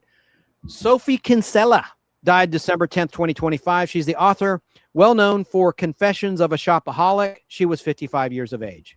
Let's move on. Rest in peace to you, ma'am. Jeffrey Garcia died December 10th, 2025 as well. He's an actor and comedian known for voicing Sheen Estevez in Nickelodeon's Jimmy Neutron film and television franchise. According to TMZ, the comedian and actor was pronounced dead early after being taken off life support at a Southern California hospital where he was surrounded by family and friends. Rest in peace to Jeffrey Garcia. December 11th, 2025, Wayne Alton Davis died, an actress who played a variety of television roles, including in The Marvelous Ms. Maisel. She was 60 years old. Davis was hit and killed by a car in New York City on Monday, December 11th, 2025, while crossing the street at the intersection of West 53rd Street and Broadway. Al, are you still there? I'm here. Peter Green died on December 12th, 2025. Actor known for his villainous roles in Pulp Fiction and The Mask, starring Jim Carrey. He died at the age of 60. He was found dead inside his apartment in New York City. Yeah, that guy was like in a lot of things too. He was pretty cool. Got to talk about this. Oh my God, December 14th, 2025. Oh, the horror. This was a murder. Yeah. A murder. Who do you think we're talking about, Al? When was this? Rob Reiner. Oh, yeah. Thank you, Sarah. Rob Reiner. What do you got to say about that, guys and girls? No, I mean, of course, you know, everybody knows him from Meathead, from All in the Family, but you know, he turned out to be, he made some really good movies. I mean, he was a talented director. I didn't agree with some of his political beliefs, but he was a brilliant director. You know, The Princess Bride, A Few Good Men. I mean, you know, good movie. He was very talented. Did you know he gave his son Nick $10,000 a month? It's an allowance. Yep, wow. $10,000 a month. I was on the street most of the time. How does that work out? I don't know, but he gave him $10,000 a month. Well, wow. It's really sad. He was, and it's real sad. I mean, but his son Nick had battled mental illness for a long time. I mean, and plus his mom, he killed both his parents. Yeah, yes, it was horrible. But he, you know, it's just you had to know. Well, see, they had gone to a party with Conan O'Brien. They went to a Christmas party. Yeah, and then Nick was going around at the party asking people, "Are you famous? Are you famous? Do you have a lot of money?" And blah blah blah. And he got, you know, and him and Rob got into a huge fight. And the other people at the party wanted to call 911, but Conan says, "No, don't call 911. They'll work it out." And blah blah. If they had called 911, they probably could have calmed things down, but they didn't. And or it could have escalated that night. So either way, later that night, you know, it was, you know, Rob Reiner and his wife were asleep, and he went in and killed them. That's sad. Yeah, it's sad. But yeah, he was talented. He, you know, and that's why I just have birds. Okay. I liked his movies a lot. There were some I thought were a tad overrated. I mean, it's probably too soon to say this, but Princess Bride is a good movie, but I don't think it's as great as people make out. It is that great, Chance. I'm sorry you don't feel that way, but it's a great movie. No, Princess Bride is a brilliant movie. Oh, it's awesome. I know I'm in the minority with that opinion. Tim agrees with you on that too, and I'm like, what? How? It's such a good movie, but it's one of those movies that whenever I go sick, I would put on because it was about a kid being read to by Peter Falk, which is amazing, right? Yeah. You know, being sick, so it was really relatable as a kid. Like when I go to the dentist would put that on for me every time. So for me, it's a very integral part of my growing up. That movie. Spinal Tap. Did you guys like that one? No, I did not like Spinal Tap. I didn't either. It just wasn't my cup of tea. I just didn't care for it. But you know, a lot of people loved it. the movies And I he, did. you know, he did Spinal Tap too. They did a sequel where the characters who was in Spinal Tap, they had all aged, and but he did a Spinal Tap too. You know, Your it, friend it was in Drescher the was in theaters. it? It was in the theaters, you know, for a short period of time. Heather Olivia died in 2023, but thank you, ma'am. She's been gone. I loved her. Well, ow, yeah. I mean, the movies I did like, I like Stand By Me. Yeah, Stand By Me was very good. That's a great movie too. Oh yeah. Oh man. That's See, I know everyone in chat, a lot of people are saying I love Spinal Tap. Salon Girl 69 said Spinal Tap. Zopperplex said I love This Is Spinal Tap. That's When Harry Met Sally. When Harry Met Sally, yeah, that was a good one. It is very sad. And I'm not making a joke, but it's ironic. Nick, his son was named Nick, and Nick nicked him right in the throat. Terrible. Yes. It's like you know, irony. Meathead got meat hooked, right? It's awful. You're right. Danny says he hated Misery. I didn't care for Misery either. I just didn't like that movie. Oh. It's disturbing to watch, but that's by design. That's why it's a good film, because it affects you the way it's intended to. That's affect true. you. That's true. I mean, it was very good. I mean, well done, but it wasn't one of my favorites. One of the first things I saw Rob Reiner in was in the Beverly Hillbillies. He played a hippie in one of the Color episodes. And of course, he lived in the shadow of Carl Reiner, his dad. His dad was immensely funny as well, as everybody knows. I loved his dad in It's a Mad, Mad, Mad, Mad World. Oh, that movie is Ellis Ho, God rest his soul. You love that movie. That's a great movie. That's a great movie. Look at Esmeralda didn't care for Spinal Tap either. Look at that. Buddy Hackett was in it, right? Buddy Hackett was in Mad Mad. Mickey Rooney, you know. It's just it's a fun movie. It really is. I could watch it all just, you know. Every once in a while I'll pull it out once. It's like Irwin Allen could have directed it. You know, Irwin Allen would have a big cast like that movie did. And also, Rob Reiner, as Upperplex mentioned in chat, Rob Reiner appeared in The Partridge Family and Room 222 before he had facial hair. He looked really different without his trademark mustache and his hairpiece. He wore, even in the picture that's on the screen on the left of Rob Reiner as Mike, the Polak who married Kelly Strother's character, Gloria. He wore a hairpiece even back then. But yeah, he was in, I love Room 222, a really underrated show, again, about a school, just like Boston Public was years after Room 222. Boston Public was just great. Smell that shoe. It is sad about Meathead. How do you say that person in chat? I put it on the screen, Sarah. I don't know. I can't read. I forgot. I mean, you have trouble reading. Sorry. No, what does that say? Method Main. Method Main. Method Main, like a mane on a horse. Okay, Method Main says Meathead. I agree, and I'm serious. I'm not making light of this. Meathead got meat hooked by his son. It's sick and disgusting. Oh, we got another didn't care for Spinal Tap from I didn't care for that movie at all. Okay, I've never seen it, so it's just so hokey. You're not missing much. It's supposed to be a rock band that's real, but I didn't care. It's forced humor in the 10th degree, in my opinion. But they brought back Fran Drescher. Fran Drescher had a good role in This Is Spinal Tap. Yeah, I don't like her. Ugh. I know you don't. I like Fran. She's awful. Their voice is Danny says he saw Rob Reiner in an Odd Couple episode yesterday with Rob as a hippie having girl troubles with Penny Marshall. Yeah, Penny Marshall, who was his ex-wife, of course, long before Penny Marshall was on the Odd Couple, long before Laverne and Shirley. Anyway. So rest in peace to Rob Reiner. I mean, what can you say? I mean, it's a horrible tragedy, man. December 14th, 2025, Rob and Michelle, singer Reiner, were found dead in their home. What?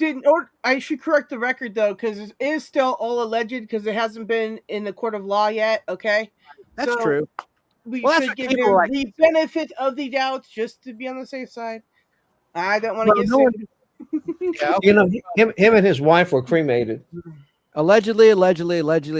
But Rob and Michelle, singer Reiner, were found dead in their home in Los Angeles, and investigators believe they suffered stab wounds, and a law enforcement official said their younger son, Nick Reiner, was taken into police custody. That's a fact. So allegedly, my ass, it's going to go to court. By the time you hear this, it's going to be. Well, he's gonna plead insane. They'll either put him in a mental institution or He'll be a prison. roommate with the Menendez brothers, right?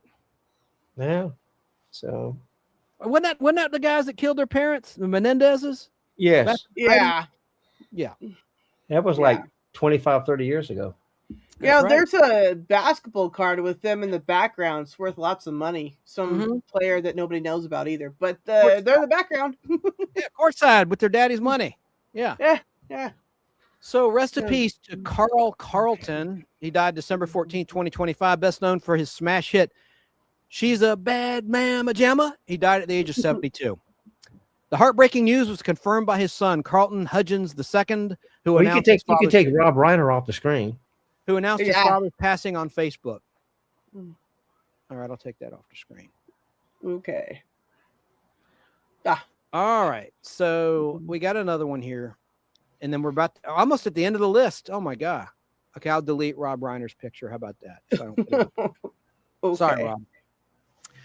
All right, so I love that song. She's a Bad Mama Jamma. That was a roller skating rink staple back in the early 80s. That was always playing at the roller rinks when I was a little kid. Here's another one I'm going to show you. This guy first hit the scene in a soap opera playing a rapist. Talking about Anthony Geary, who died, who was Luke in General Hospital. And there's Jeannie Francis, who played Laura in General Hospital. The writers were absolutely sick in the late 70s. In 1979, they wrote a rape storyline. And then eventually in 1981, the fictional couple married. And the ratings for the Luke and Laura two-parter in November 1981 beat the ratings of the real-life wedding of Lady Princess Diana and, Prince Charles and soon-to-be Princess Diana, their nuptials. You know, he was gay. Wow. He had a partner for 25, 30 years. Yes, yeah. I didn't know that until he died. I had no idea, and there's nothing wrong with that. Don't misunderstand. Yeah. I just thought he was such a good actor. You really thought there was chemistry between those two on General Hospital. I remember watching that live when it was on ABC. I remember seeing it. November 1981. Exactly, my friend. Exactly. Yeah. So he died December 14th, 2025, best known as his role as Luke Spencer on General Hospital. He died at the age of 78. According to TV Insider, Anthony Geary died due to complications following a planned operation a few days prior. Now, wasn't he living in Australia? I don't think so. I think he was living here. No. Maybe he was. I don't know. Someone look that up for me. Hang Australia on. Is fictional. We're almost done with the show, so let me look it up. I just hate for there to be a lull. It seems like an eternity. Well, there's three people. There's three people I want to talk about, so I don't know how much more you. We'll do it. We're almost at the end of my list. I swear to God. Okay, I swear to goodness, I should say. He was born in Utah. He died in the Netherlands in Amsterdam. Yeah. Okay. He was in Amsterdam, not Australia at all. Okay. I was just guessing. I remember he did a $6 Million Man 1 hour episode in 1978 called Lost Island. Oh man, just look it up with Robert Manson. I won't go into too much detail, but look up the $6 Million Man. It's on Peacock, the old episodes of $6 Million Man. Go to season 5 and look up Lost Island, a special 2 hour episode. I always do that. All the episodes were 1 hour. It was a 2 hour movie length episode. And he was great in that, in the $6 Million Man. Anyway, rest in peace to Anthony Geary. Wow. Now let me just see who else we got on the list. Almost done with this list. Believe it or not. Let me see. He won several daytime Emmy Awards. He won one on June 23rd, 2012. But let's move on past Anthony Geary. Rachel Carpani died December 16th, 2025. Actress who starred in NCIS Los Angeles. She was 45 years of age.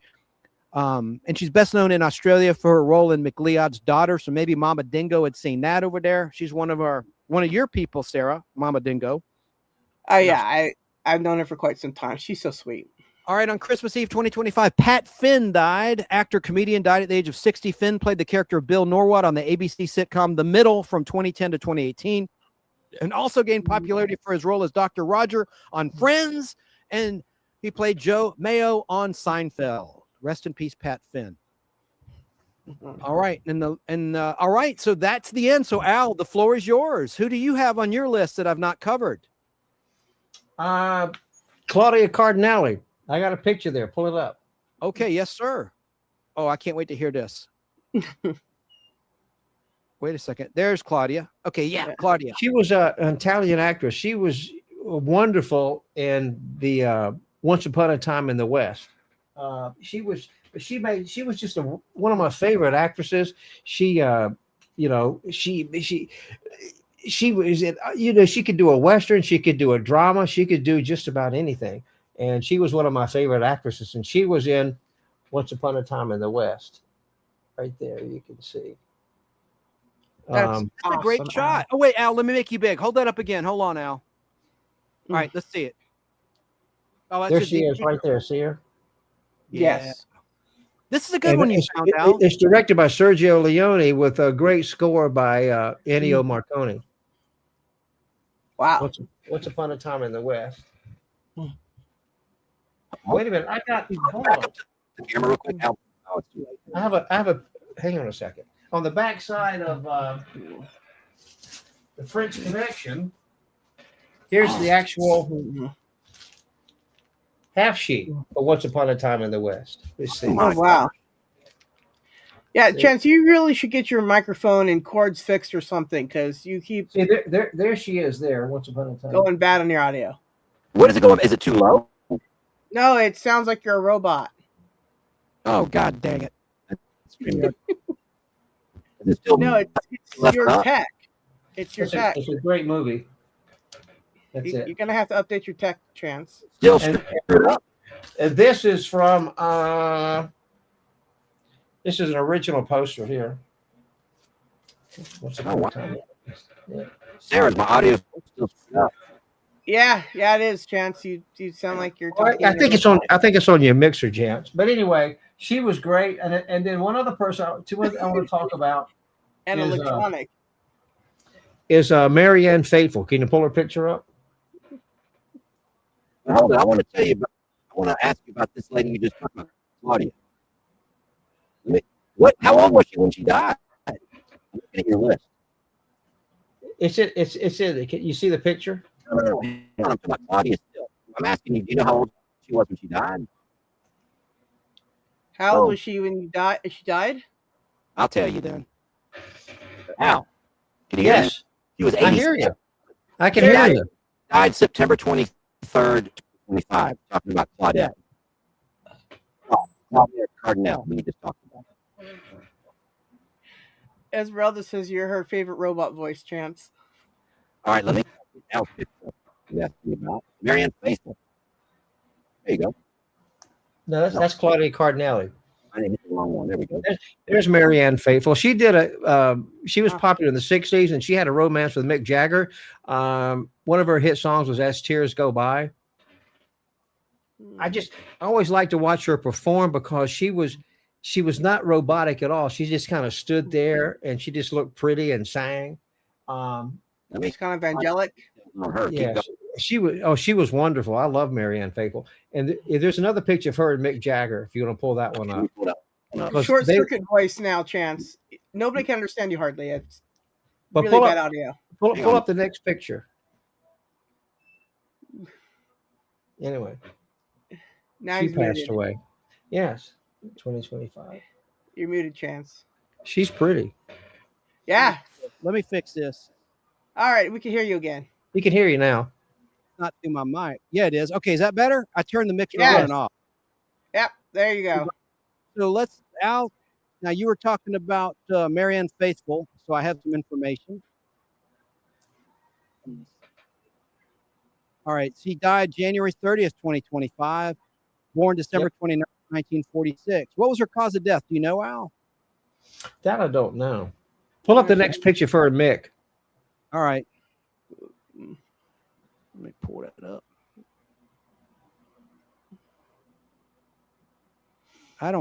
Oh, here it is right there. Yeah. There we go. Sorry about that. Yeah. Yeah, they were an item, and they remained friends until she passed away. But they were an item for many years, and until she passed away. They were just She was remained awesome. really good friends.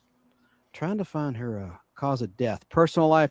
She had 3 miscarriages and 4 abortions, it says. Her first abortion was in 1964 when she became pregnant by Jean Pitney. The procedure was still illegal in the United Kingdom. Okay, let's not talk about that. Let me get to cause of death. Where is it? Health and death. Okay. Yeah. She had emphysema. Did you know that? No, she was. They all smoked. They all smoked back then. Yeah, that's just like It says on April 4th, 2020, it was announced that Faith was hospitalized in London for pneumonia following a positive COVID-19 test. Her management company reported that she was stable and responding to treatment. On April 21st, following a 3-week stay, she was discharged from the hospital. In a brief statement, blah, blah, blah, blah, blah, blah, blah, blah, blah, blah, blah. She worked on her breathing, blah, blah, blah. And it just says she died in London on January 30th, 2025 at the age of 78. So no information out there. Yeah. Well, she was great. You can find her music. She's on YouTube. All of her music is on YouTube. It's just, she did another song I like called Summer Nights, but her big claim to fame was As Tears Go By. Now, there's one that was not on my list that you wanted to talk about. Terrence Stamp. I can't believe he's not on my list. I missed him. He died on August 17th. I got a picture of him. Hang on a second. Terrence Stamp. Yeah, he died on August 17th, 2025. Zod! Kneel before Zod! Yeah, there's a picture of him. He was a good-looking man. There he is, Terrence Stamp. Very good-looking man. Yeah, he was a talented actor. He could make funny westerns. He was like the man with no name, I believe. But he was talented. I liked him a lot. He was a handsome man. He was born on July 22nd, 1938, the year Superman hit the scene in comic books and Action Comics #1, I might add. He was born in London, England, and he died at the age of 87 in Studio City in Los Angeles, California on August 17th, 2025, as I said earlier. Talented actor, very talented. He never had kids. He had a spouse from 2002 to 2008, Elizabeth O'Rourke, and he had a relative, Chris Stamp, his brother, and that's it. Yeah. Was he gay? No, no, not that I know of. Well, Terrence Stamp was a good one, and of course, I know him as General Zod in Superman the movie and Superman 2. Yeah. By the way, Superman 3 really warned us about the dangers of AI. Anyone who knows that movie, when the supercomputer is draining the power, it wants to live. I'm telling you, man, between Battlestar Galactica's Cylons, the rise of the Cylons, and Superman 3, I think Superman 3 is going to go down as a very prophetic, prolific movie at the end of the day. It's been panned for years, but that whole subplot about the supercomputer that Richard Pryor's character Gus Gorman created, how it sucks the power out of the power lines and shuts down the power in major cities like New York to live, I think that's unfortunately might come true. Am I crazy? That remains to be seen. Look, dude, I work with AI stuff all the time, and it can't get anything right. So I think we're okay. There'll be many years we'll all be dead before it has a problem. So I don't worry. Was he in Star Wars? Joe said he was in Star Wars. No. Oh, yes, he was. He was like in the prequel movies. Oh, yeah. Oh, Yes, he was. Dan said we missed the Buck Rogers guy. Oh, I know I didn't because I have that on my list. You're good one, but I wanted Al to say his. Here's the list Al sent me. Terrence Stamp, we just did that. David Lynch did that. Claudia Cardinal just did that. Richard Chamberlain did that. Marianne Faithfull just did that. Brian Wilson did it. Diane Keaton, check. Robert Redford, check. Robert Benton. Roberton Benton. Robert Benton. He was a director. He directed, Kramer versus Kramer. He directed one of my favorite movies called Bad Company. I got his picture there. Let me pull that up. The picture of Robert Benton. There it is. Robert Benton. Okay, go. He was a terrific director. Like I said, he did Kramer versus Kramer and a movie called Bad Company. He was Places in the Heart. He directed that, which is one of my favorite movies with Sally Field. Brilliant. He was good. He was born September 29th, 1932 in Dallas, Texas. He died May 11th, 2025 at the age of 92 in New York City, New York. And I really liked Kramer versus Kramer. And a little quick story, who was supposed to play Meryl Streep's character in that movie? who was picked by Mr. Benton. And that was from Charlie's Angels, Kate Jackson, and from The Rookies. She could not do the film because of her contract with Charlie's Angels, so she quit the show. She was so pissed off that she couldn't do Kramer versus Kramer, and Meryl Streep got the iconic role. Everything happens for a reason, I think. Meryl Streep played the perfect bitch. I mean, she was, but she is the Betty Davis of today, She's a great actress. Zyberplex says, I'm surprised Nostalgic hasn't mentioned any nude scenes by actresses yet. Okay, well, I'm going to get to Mr. Gerard in just a minute, but there's another one you forgot, Al. Bjorn Anderson. Okay, I've got his picture here. People, I'll show you, probably don't know who he is. Well, I'll look him up while you're getting the picture. I'll find it. Here's a before and when he got older. Pull it up. Let me look that up. Let me put that on the screen. I'm just looking his ass up. He's Swedish actor and musician. He's Swedish, yes. He died October 25th, 2025. Let me just see. I had good sources too. I can't believe I didn't see that. All right, here's Bjorn. Everybody is watching. There he is. Young and old. When he's young on the left, and that's when he was older. And he was in one of my favorite movies called Death in Venice. I've got the DVD. You see it right there. He was born in Stockholm, Sweden. He was 70 when he died in Stockholm. Born to live and die in Stockholm, Sweden. Yep. Wow. Look at that hair when he got older. I think there was another picture. Hang on a second. I think it had. Okay. I'll read about his death real quick. Let me see if there's a cause of death. He died sadly of cancer in the hospital in Stockholm, Sweden on October 25th, 2025 at the age of 70. Yeah. Yeah, that's the only picture. That's the only one I pulled. Yeah, that's him. Okay, I just want to make sure we cover everybody that you wanted to talk about here. Now that we're at the end of the Like show. I said, a lot of people. He didn't make a whole lot of movies, but this, Death in Venice was one of his first movies, and he became a pretty big star after that for a while. Yeah. I got one more. Got one more for you, and this guy lived in Georgia when he died. Let me just pull up his information. This guy died December 26, 2025. Wow. He was about to turn 83 in just a couple of weeks when he passed away. Who do you think I'm talking about? Oh, and Joe says that looks like the Unabomber to your picture there. Hang on. That's a pretty good one there. That's a pretty good one there. No, Jean Marsh. Yeah, Jean Marsh died. I like Jean Marsh. I'm going to get her picture. That's. Thank you for mentioning that. Do you know who Jean Marsh was, Al? If I see his picture, I might know, but not right on. Sarah knows. Sarah knows. May not realize it, but I need to see. Well, she was. Are you familiar with the classic Twilight Zone? Did you watch that with your dad before he passed away, Sarah?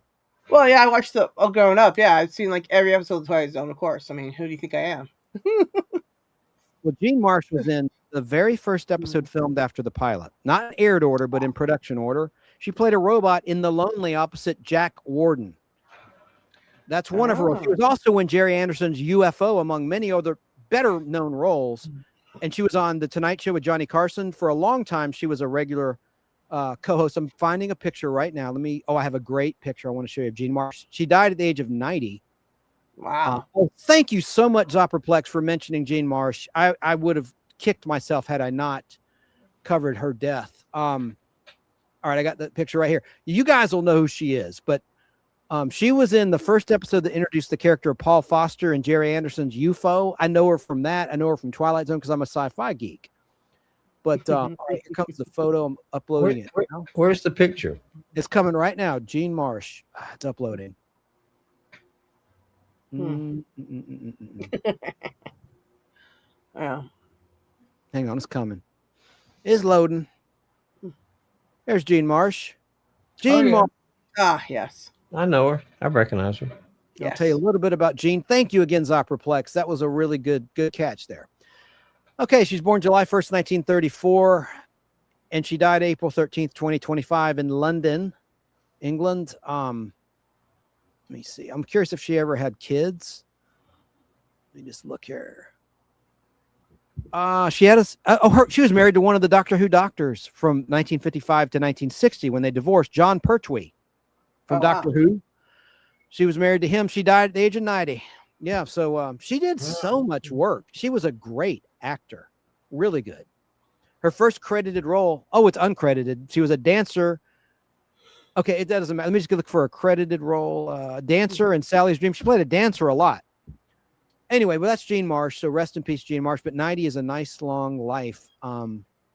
Did a lot of work on the BBC over in England. All right, so you do recognize that face. My God, she was in the Walton. She was in 9 to 5, the TV show based on the movie Trapper John M.D. She did a lot of television work here when she moved. She was in Doctor Who in 1989 in several episodes, playing 3 different characters. All right, I don't want to go on and on about Jean Marsh, but rest in peace to Jean Marsh. Definitely. And now the last one I was going to talk. Oh, you put this picture up of us, Al. Yeah. This was at Superman. It's not showing up at my end. Hang on a sec. You should probably pick up. There we go. There you go. That's us at the screening of Superman by James Gunn.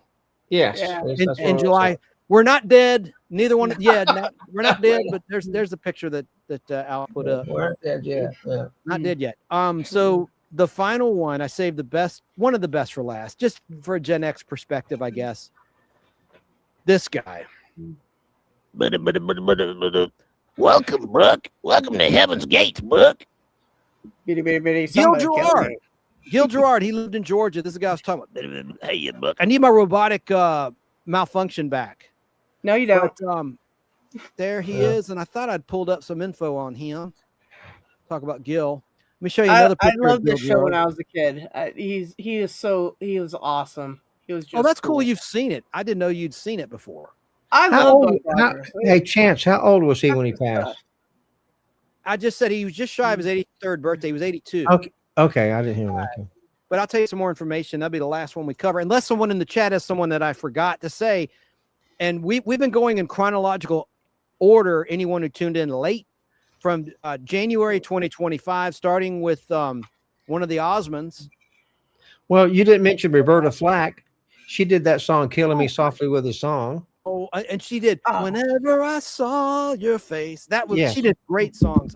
Let's talk about her. Well, no, Gil. Let me just do Gil, then we'll get back to Roberta Flack. That's a good one, Al. Yeah. He was born in Little Rock, Arkansas on January 23rd, 1943. He died in Georgia, the state that we're in currently. And he's best known for playing Buck Rogers in the 25th Century. Let's see. He had gastric bypass surgery. He got really heavy in like the early 2000s, the late 1990s, and then he had surgery. I met him in 2006 in Tampa, Florida at Icon 1, a convention, and he couldn't have been nicer. He was really great with his fans. I have a picture with him somewhere on an old phone. You know who he's married to? One of his wives was Connie Selica. Actress Connie Selica from Believe It or Not, The Greatest American Hero. You know who Connie Selica is, Al and Sarah? I do. I know who she is. Maybe I do. I'd have to see her. And she left Gil for John Tesh from Entertainment Tonight. John Tesh, really? Oh my gosh. Yeah, John Tesh. He's big in Germany, just like he's big in Germany, just like David Hasselhoff for some reason. Yeah. As a singer. Yeah, well, Hasselhoff was cool. He danced on the Berlin Wall. I mean, that's pretty epic, okay? Yeah, Gil Gerard was married a bunch of times. He was married to Connie from 79 to 87, then Bobby Leonard from 87 to 89, and then his final wife, Janet Gerard. He mostly did television commercials early on. Let's see what his big break was.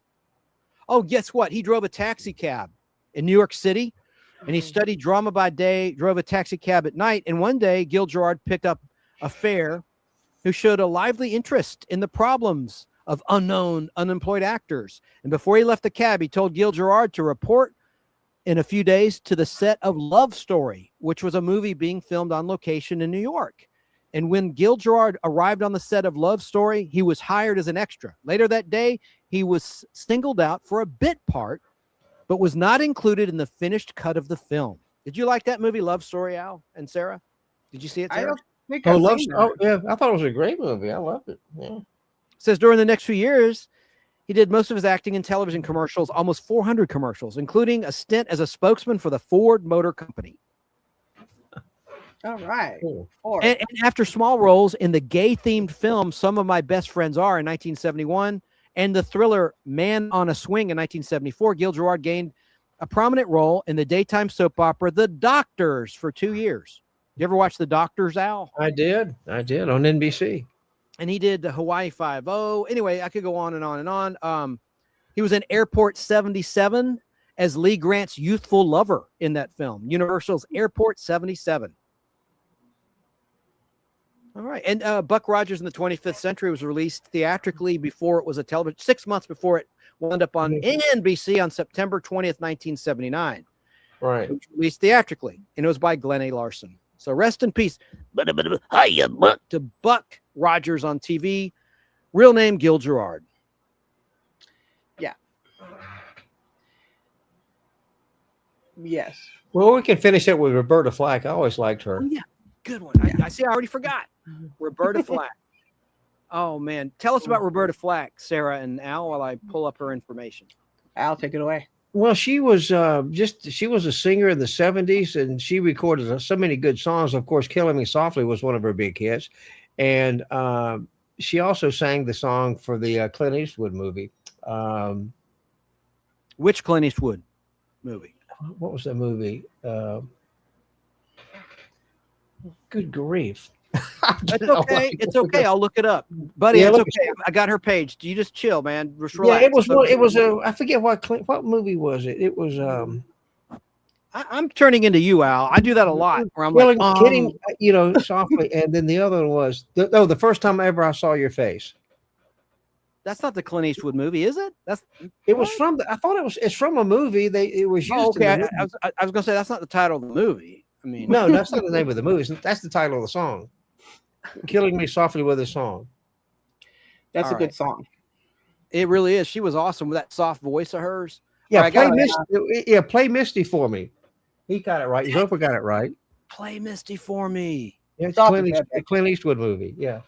Yeah, Roberta Flack was born on February 10th, 1937. She died on February 24th, 2025. I'll be damned. My list sucked, man. I left out some big heavy hitters. Yeah. She was big. Well, you said at the beginning of the show you couldn't say them all anyway. We couldn't get them all anyway, but she was It was big. a brutal year. 2025 was a brutal year for pop culture losses. It really was.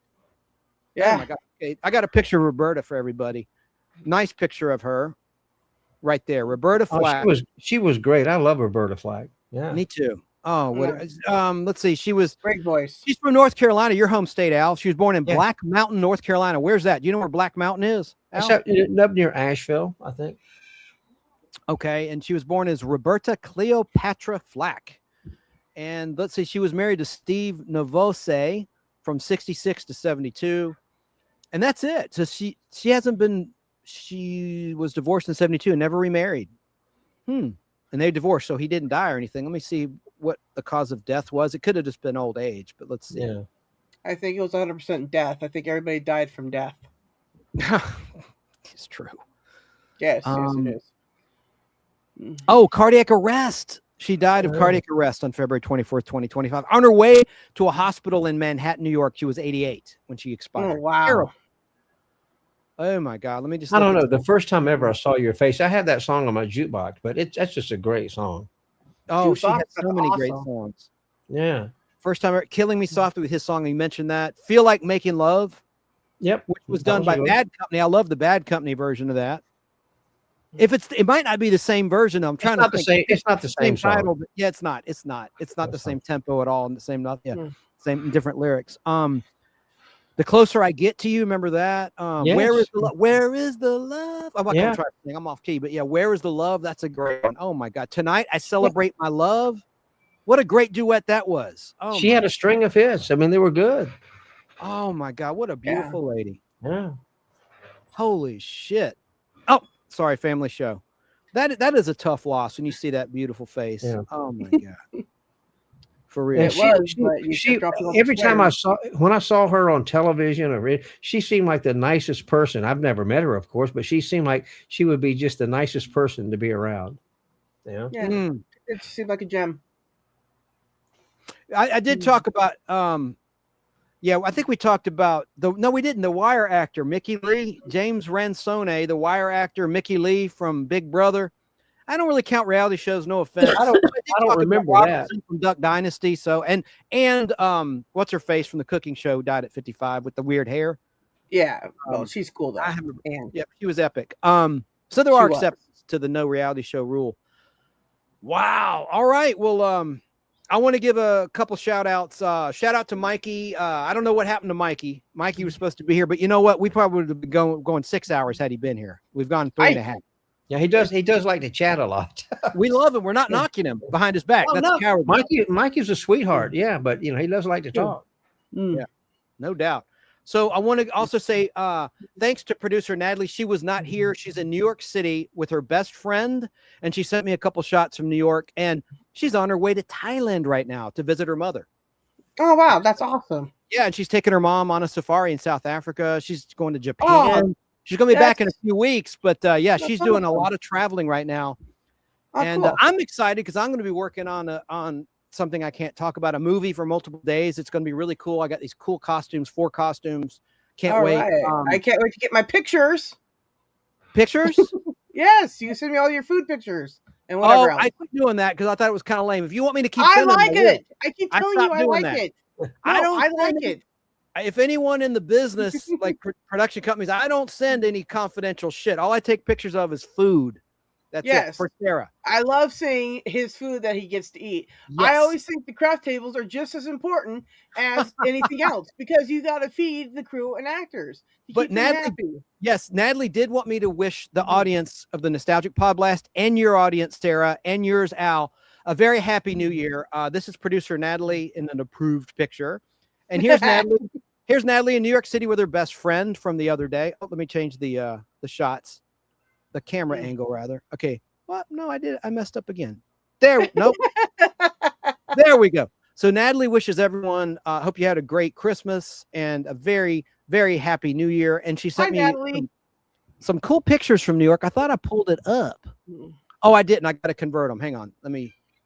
I do want to show some cool shots she sent from New York just a moment ago while I was live. Let me find. I got to convert them to a damn JPEG because they're from a phone. Inside baseball, as Sarah knows, and anyone that uses StreamYard like Al knows, for some reason, pictures from a phone, you have to convert them to a JPEG, right? Yes. It's ridiculous. I maybe because you guys both have Apple phones, so I don't have to do that. I don't have to do that with my phone. It's an Android. I'd never heard of that. It's so annoying. It automatically. But photos on my phone, on your phone, you can just transfer over to your computer easy. Yeah. I do it all the time. Well, I take all my stuff off my phone and put it up on the streamer. I don't really use my computer because it's not that great. Yeah. But I don't have those issues because I have Android. See, Android is a superior product. The only other phone I've had other than an iPhone was a BlackBerry, and I went from that to an iPhone, and I've never had nothing but an iPhone since. Oh, you never had anything but an iPhone. I'll be doggone. I don't know. It's just what works for me. I guess. Here come the pictures. It'll be worth the wait. Awesome. She sent some lovely shots from New York. It's been snowing up there, as Al, you mentioned before the show began backstage. It's been, or on the phone, I can't remember, but you were telling me how it's been really snowy in New York City. Up there. Yeah. Yeah. Okay, hang on. They're out here. And it's 75 in Atlanta today. Yeah. I loved it. I wanted to get on my mountain bike. I did yesterday. I got some exercise in and I hit the gym, but I wanted to today, but I had to do show prep for the Pod Blast. Okay, here come the pictures. Woo! I think the Rob Reiner case is the weirdest death of 2025, the weirdest and most tragic celebrity death. I'm going to be interested. Well, I don't think it's weird. I just think it's very sad. I think it's weird and sad. I mean, anytime you have like a child doing that to both parents. What were you saying, Sarah? The trial? Is that what you're gonna say? Yes, I'm looking forward to hearing about the trial and what comes out in the trial and stuff, because it's just I mean, that's really if he did the thing, it's really extreme to do that, right? So what are all the things that led up to it and all that? It's going to be interesting to find out, because right now all we can do is really speculate, and that's really kind of not fair either. So drugs, it's going to be Yeah, it's a mess. It's a definite mess. Well, they there. got that trial coming up, and Luigi, remember him? He shot the guy from United Healthcare. Uh-huh. Now they're already the expert lawyers are already coming up with the defense for him. Yeah. I don't know if it's going to be an insanity defense, but like you said, Sarah, the trial will be interesting if there'll be cameras in the court for the Robert I Reiner. hope they put cameras in there for both of them. They don't have a death penalty in California, but in extreme cases, I think they might. Well, I mean, we do still have it. It's just nobody enforces it anymore. So right, as far as I know. Yeah, that goes back to the. Well, how come the Manson clan never? How come Manson was never put to put to death? I don't know. I think a lot of people they considered him insane. It could be, yeah. I know one of his lackeys, one of the chicks, they got out, and I don't know whatever happened to them. It was one of the younger ones that got arrested with them. I forget her name, but I wonder what happened to her too. No. There better be cameras in the courtroom because I'm a voyeur. No, it would be interesting to see. It'll be interesting to see what happens. Yeah, I think they will put cameras in there because it's such a high profile case. Yeah. Oh yeah. Then they're gonna have every documentary about it. It's gonna be yay! It'll never stop. Okay, I have the pictures from Natalie's New York City trip. She's probably on a plane right now going to Thailand. These are all right. She said it was okay to show these. Oh, let me reduce our camera shot. Why can't I ever do this right?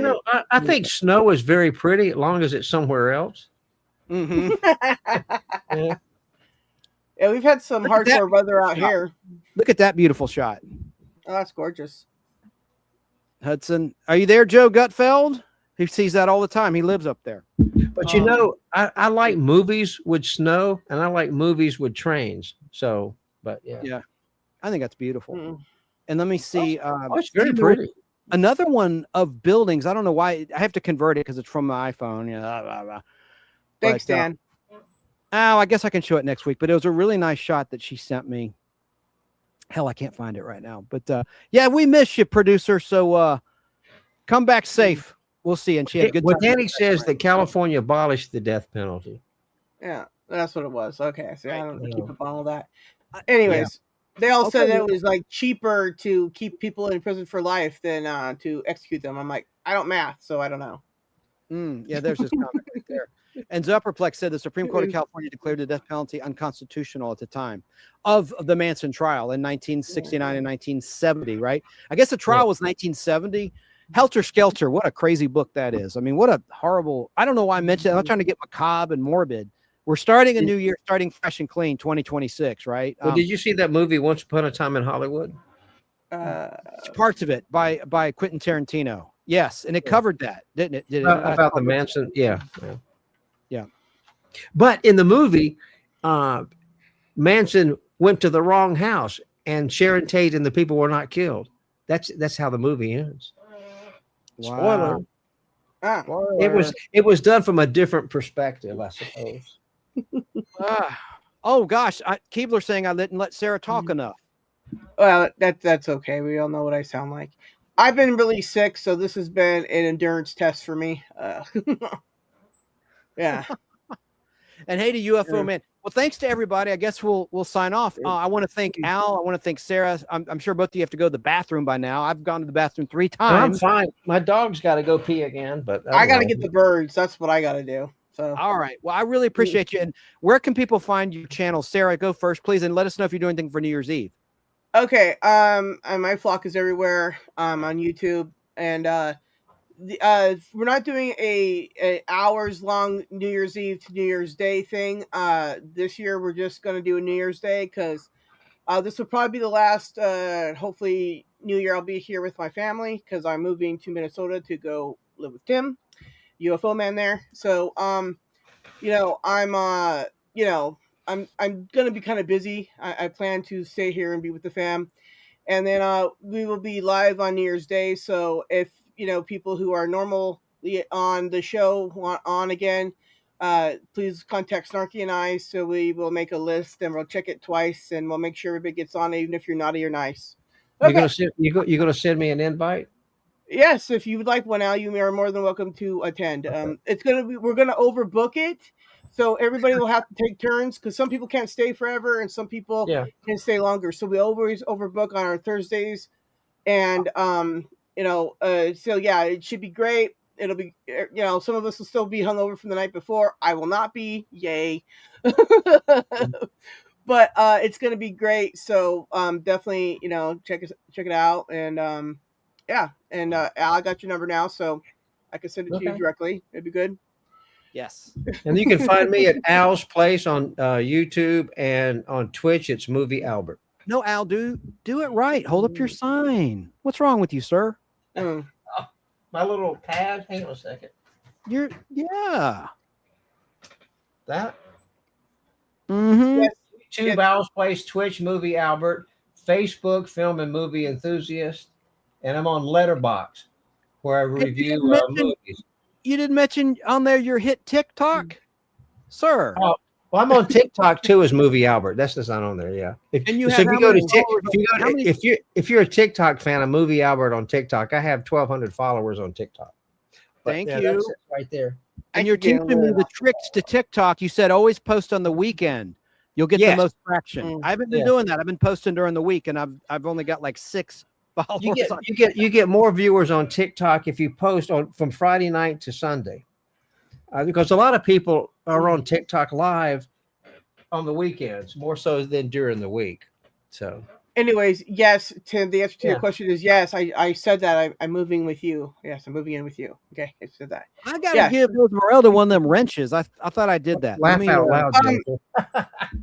Can you do that, Sarah? You're a mod. Can you make Esmeralda a wrench? No, you gotta do that. It's your channel. Yeah. Right. Well, let me do that before I forget. Okay.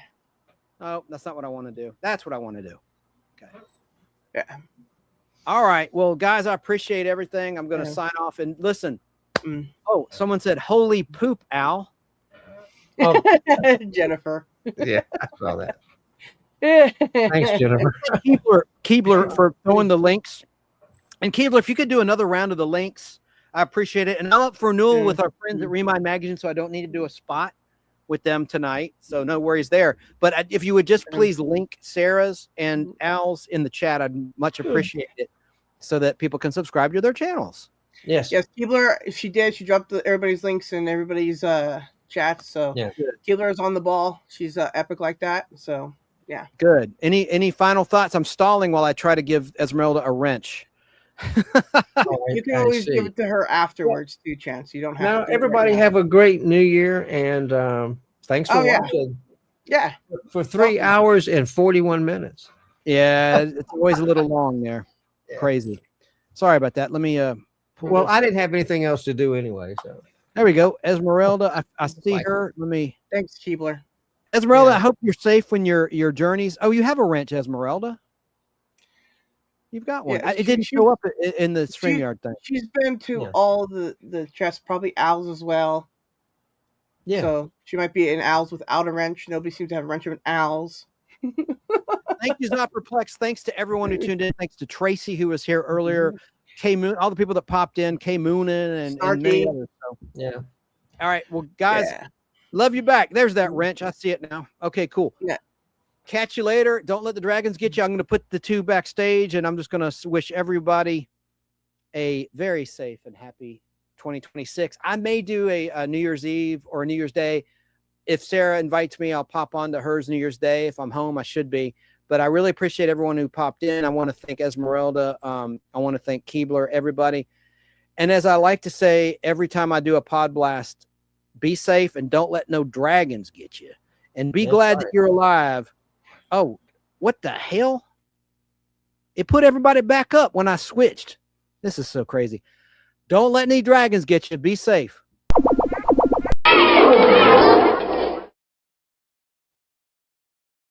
And stay tuned, because Donnie Osmond's going to have an official YouTube channel with clips from the Donnie Marie Show. I'm going to play for one last time one of his clips. I like to play. Celebrate being alive. Celebrate the new year 2026. And stay good. Slipping away, isn't it a pity? Didn't find time cold. Ready or not, gonna make it to the city. This is the night to go to the celebrity ball. I just want to celebrate another day of heaven. I just want to celebrate another day of life. Had my hands on a dollar bill, and the dollar bill blew away. But the sun is shining down on me and it's here to stay, yeah, yeah. So I'm telling you, I just want to celebrate, yeah, yeah. Another day of living, yeah. I just want to celebrate another day of life.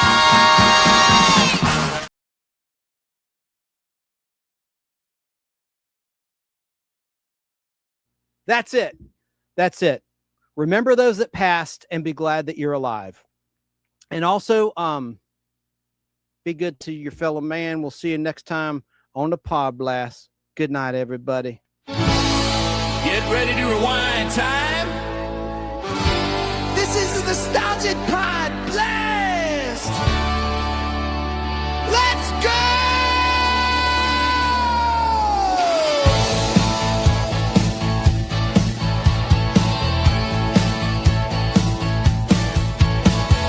Fun in the air, we're taking it back. Old school vibes on a brand new track. Toys, comics, birthdays and laughs. Chances serving up the golden pass. Let's blast back.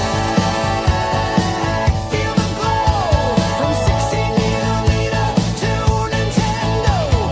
Trivia clips and collectibles to the Nostalgic Pod Blast. Coming through.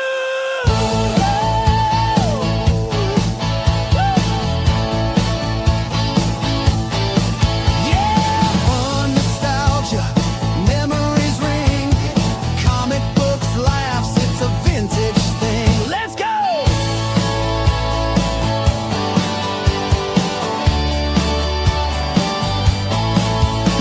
From famous death to legends born, video games and plastic yarns.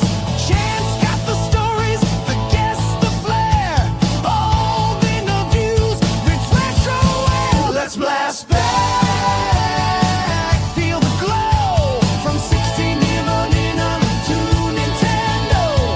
Trivia clips and collectibles to the Nostalgic Pod Blast. Coming through, yeah. Comic books are my thing.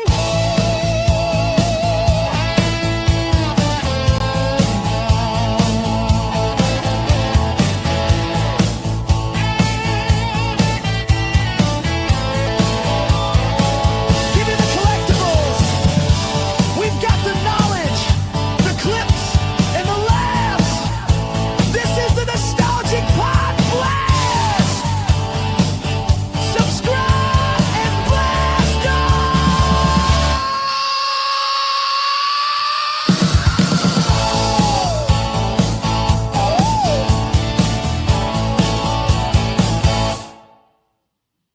Here comes an Easter egg. Ooh.